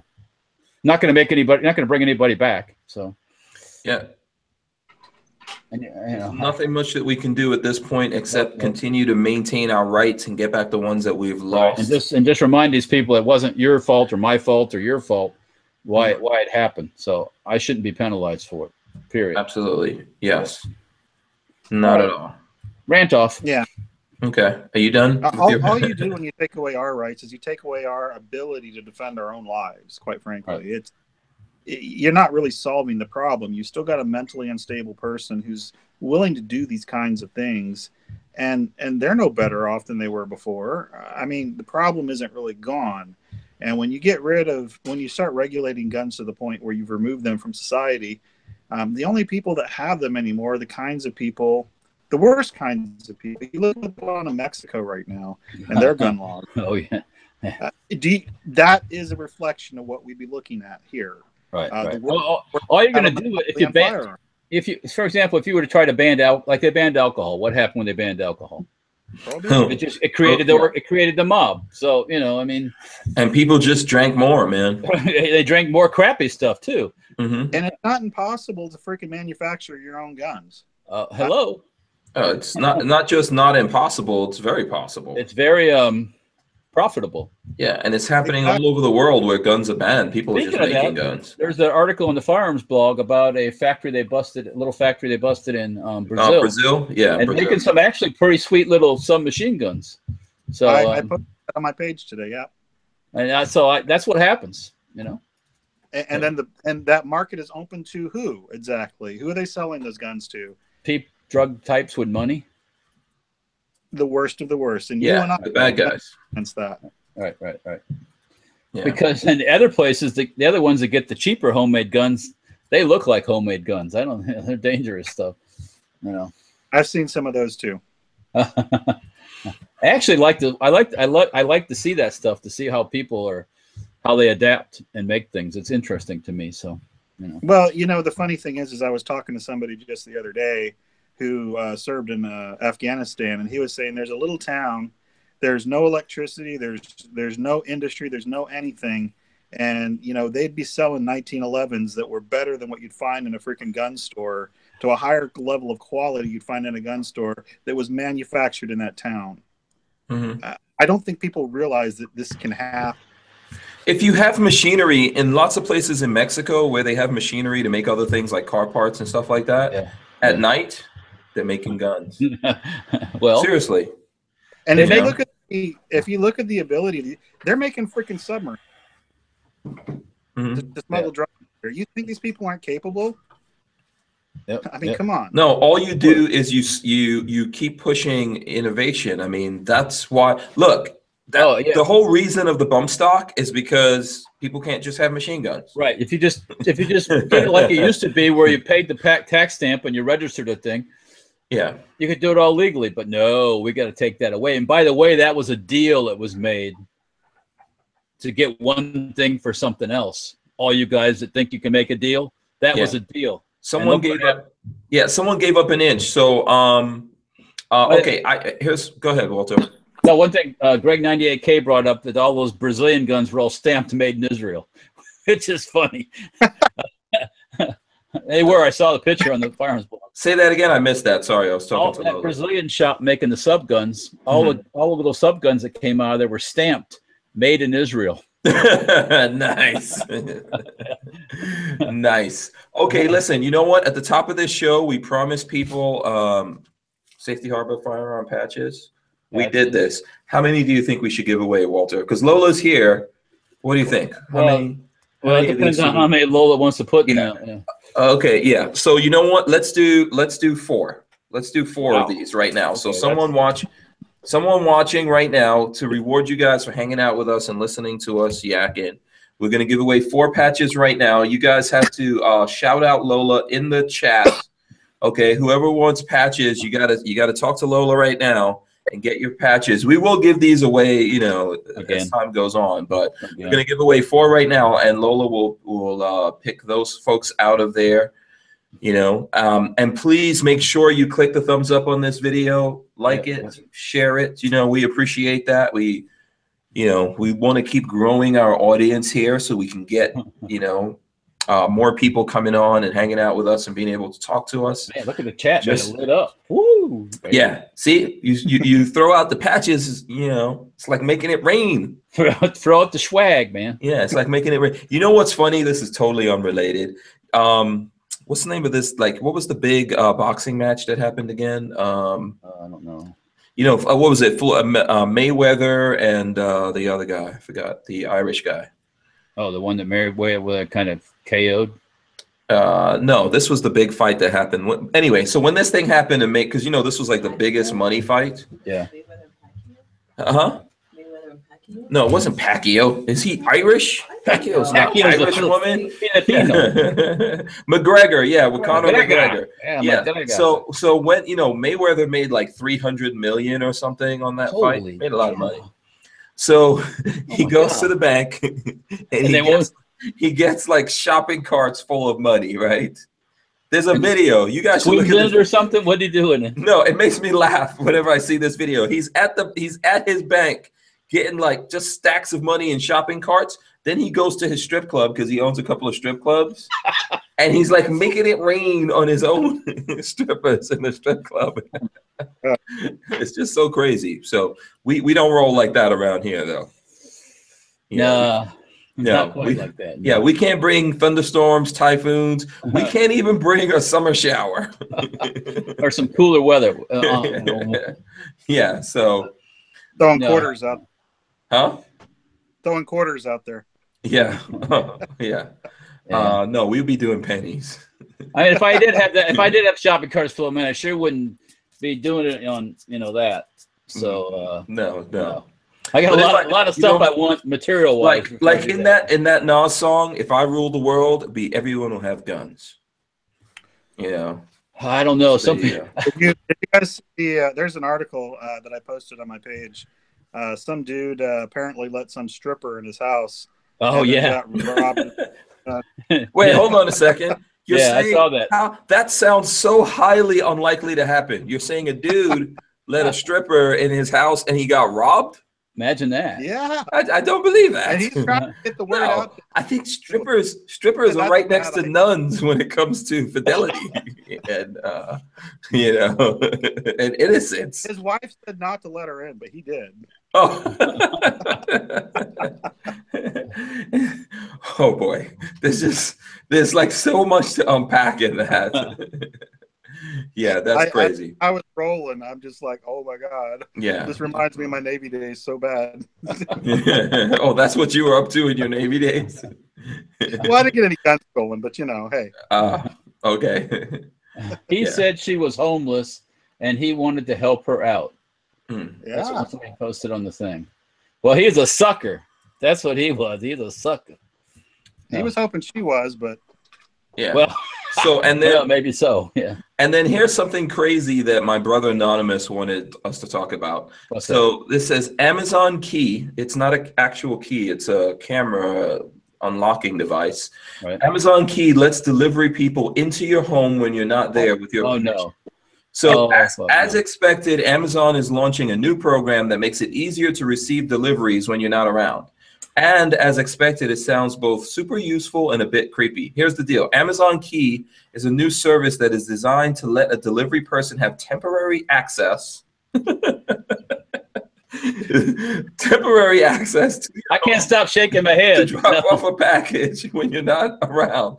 Once you've installed a smart lock and a security camera, you can also use the system to allow guests, repair people, pet sitters, and others, strippers in.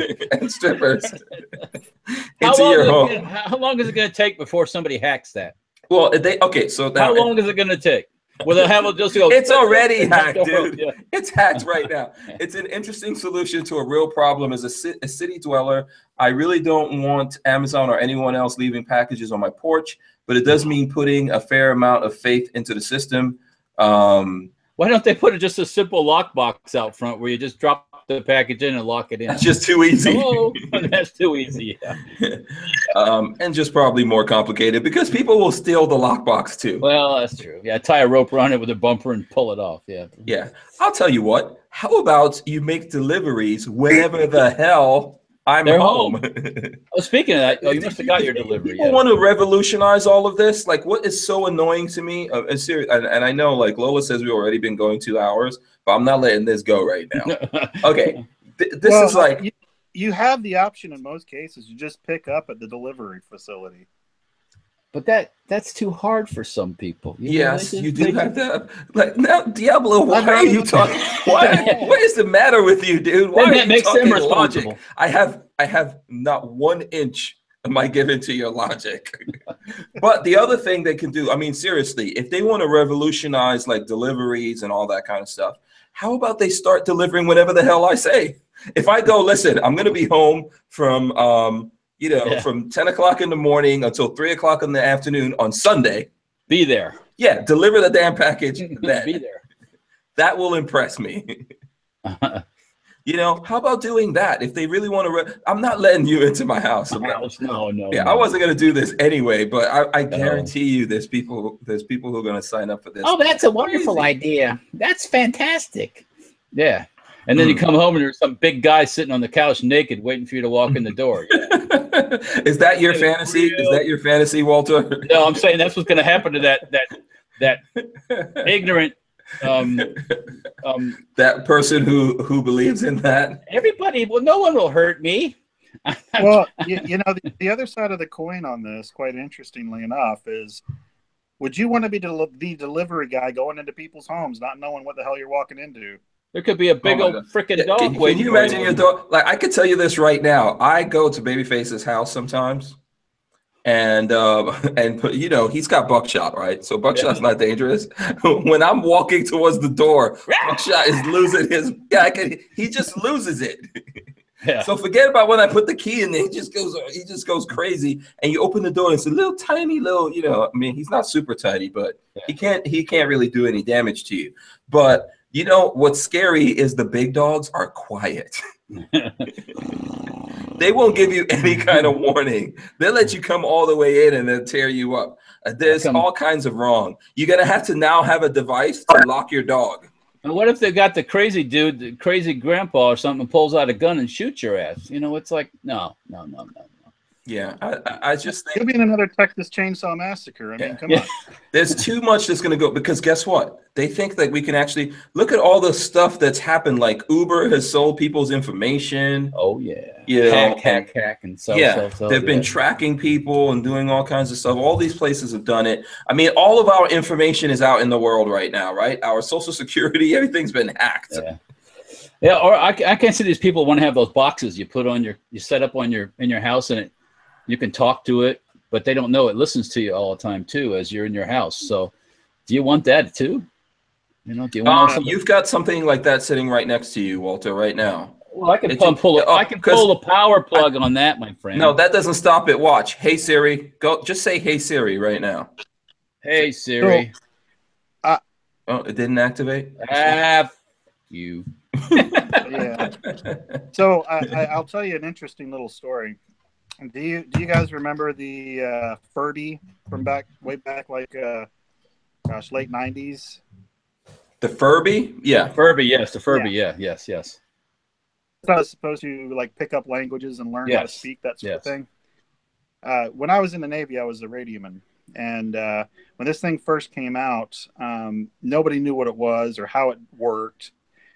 And we got a message saying that we were not allowed to bring those things on the watch floor. I wonder why. Because they were afraid it was a spying device. I mean, the Chinese could. Where was it being made? Yeah. I mean, just think about that for a second. All I got to do is put a chip in there and it's listening to everything. So. Yeah. Oh, yeah. Yeah. But we got lots of devices that are listening to us. They're coming out with new Furbies. Have you seen those? Yeah. No, I just remember the story because they look real. They look real sweet and simple when you first thing, and then when they come alive, they go like a devil. Yeah. No, yeah, those are like gremlins, or I did probably Furbies, but yeah, it goes from being cute to being like a gremlin. It's like the gremlin after you pour water on him and fed him after midnight. Feed him. Don't you feed the gremlins that go nuts? Yeah, absolutely. Okay, you know what? We've been doing this for 2 hours. Yeah, time to I think we should wrap it up here so we can, you know, Lola's giving me the look. It has been fun. It's been good. Diablo, what do you want to plug before you go, my friend?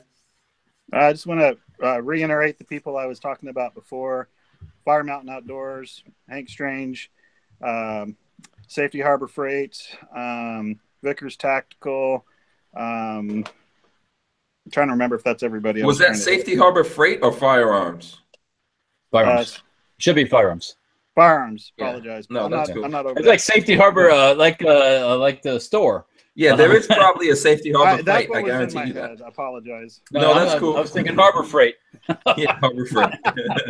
Maybe that's what I was thinking. I wish I owned Harbor Freight. I really do. Oh, dude, I would love to hold. I'd take Harbor Freight any day. I wish you owned Harbor Freight because I'll be up in balling, baby. Yeah, we'd be flying to Vegas in our own plane. Not just that, I'll be in that store every day taking stuff like, just put it on Walter's tab. Yeah, I'll take it. Yeah. We gotta test it. I'm gonna test it. Well, if I'm in Florida, I'll go over to your store, Walter. Okay. I actually don't have a storefront. We have we just do manufacturing. So. Oh, you're killing me. Yeah, and someone was manufacturing floor. What's that? I said I'll go to your manufacturing floor if you let me in. Oh yeah, well, you gotta just let me know you're coming. Yep. Yeah, someone was asking if they can come visit you, Walter, earlier, and I told them to just call you up first, right? And I guess just call and just to make sure I'm there and I'm not out running errands, and that way when you show up, we're not going, "Who's this guy walking around the building?" So awesome. Cool. They go, "Hey, are you looking for me?" And when you're there, ask for the Hank Strange discount. Always. Yeah, 5% more. 5%. Yeah, like the guy in the store said. Yeah. I like that. He's on the ball. You're like, oh, Hank Strange? Okay, yeah, that's extra. All right, cool. Thanks a lot, man. We appreciate it. I want to remind you guys, it is Stop Moms Demand Action on Facebook. There is a link in the description. You guys should check that out and support him. These guys are putting lots of money out there. We got to push back. Yeah. So make sure you guys do that. Was there anything else, Diablo? No, that's it. I do appreciate the plug. It's a Facebook page. I don't make any money doing what I do. I do this because I care. And I do try to put out relevant information to keep the people informed so they know what's going on in the firearms community. All right, cool. Walter, what are you going to plug, my friend? Facebook, Instagram. Other than that big, hairy guy that's waiting for you when you get back to the house, what are you going to plug? Big, hairy guy. Remember you were talking about your fantasy that you open the door and there'll be a big... No, that wasn't you. No. Okay, go ahead. Wrong fantasy. Instagram, Facebook. Yeah. Now I'll probably have a damn dream about it or something. Nice. Do you know what that means? You know what that means when you have that dream. That's weird shit. Yeah, Facebook, Instagram. Stay tuned for our trip out to SEMA. See all the cars and all that kind of. See the Vegas post a shooting. I'm interested to see how it's going to be out there. What else? Gosh. Oh, and Safety Harbor Firearms, Patreon, Safety Harbor Firearms. Mike B was the first person to. There you go, Mike B. What does Mike B get? I hope he gets some good stuff for being the first guy to give money to you. We're still working on that, but I told him that we're going to do all the behind the scenes stuff and. Yeah, Mike B should definitely get a patch. Well, he can get a patch. Yeah, he should get a nice package with some patches in there. If you're listening, Mike B, just send me a message. We'll take care of you. Yeah. And you got the raffle linked on there too, right? Yeah, I do have the raffle. Don't forget the raffle from Krebs Customs. That's in the description. You guys can also search it. Okay. Was there something else, Walter? Yeah, I'm just saying that the what's somebody say here? Well, Walter likes them big and hairy. Oh, geez, Yeah. Gorillas and Guns. None of that. None of that. None of that. Gorillas and Guns is out of control. He's out no of more control. patches for you. Got a patch. It's too late, my friend. The Patreon thing is all new to us, so it's going to take a little bit of fine tuning to get it going, but we'll get her done. So. Yeah, I think you should definitely give everyone that's coming in there right now a patch. So let's. Yeah, if you come in, you definitely get a patch. Yeah, that'll work. Yeah, you'll get all the patches actually. There's 3 or 4 of them. So yeah. Plus, you guys will get some behind the scenes. You'll get to tell Walter what kind of stuff you want him to design and all of that. You'll get to be part of that discussion on the stuff that he's gonna. Because we're gonna build some more of those little real fast little sub guns too. So. Yeah. Also, there'll be some Safety Harbor Firearms discount codes and stuff like that, right? Yeah, we'll work on some of that stuff. Yeah, we can do some of that. Absolutely. Depending on the levels of patronage, that kind of thing. Yeah. What's that, Diablo? The other ones would be like a Iraq Veteran 8888. I will even go forward and say Yankee Marshall, Tim from Military Arms Channel over at Copper Customs. There's a lot of really good people in the firearms community, and I could sit here and make plugs all fucking day of hairy dudes, but I think you get there's a lot of like plugging hairy dudes all day. Go ahead, my friend. Yeah, I'm just saying I could. They'd like it, but I'm not going to. I don't think that they're all bad or anything. Even like Hickok that said some stuff too. Sometimes people say things and don't really realize how they're saying it, and how bad it can be taken out of context. So just keep that in mind. Yeah, let's kumbaya with each other and move on from that. We have a common enemy, so let's kick some. Yeah, exactly. Yeah. So there you go. All right. So I want to remind you guys about Forge from Freedom, right? That's where the T-shirt comes from. Check those guys out. I want to thank all the people who support us on Patreon. It's Patreon/Hank Strange. Of course, I want to thank everyone hanging out in the chat with us. Lots of good comments and questions and all that stuff. Thanks everyone for watching and sharing. And as well, guys, tomorrow we've confirmed it. We have Adam Kraut, the legal brief. We've got Adam Kraut coming on the show. Am I allowed to sit on the side and listen? You can be there, man. You can sit in and be part of the conversation if you want. Yeah, he's an intelligent guy. So yeah. So you guys tune in tomorrow. I will actually take questions from you guys tomorrow. So tune in. It's gonna be fun. And it's going to be interesting. I'm actually looking forward to it. He's a great guy for coming on. So, if you want to find out more about Adam Kraut, tomorrow will be the time to join us and hang out, and we'll ask him questions. We'll see where he's at. Okay, I think that's it. I want to thank everyone. I want to thank you guys. Thanks, Diablo. Stop Mom's Demand. Thank you for having me, and thank Pantel Tactical for hosting this video. And thank you for having me. I really appreciate the time. Oh, you're welcome. And anyone who's in the area, check out Pantel Tactical. You know how we end this, guys. Peace. We're out of here.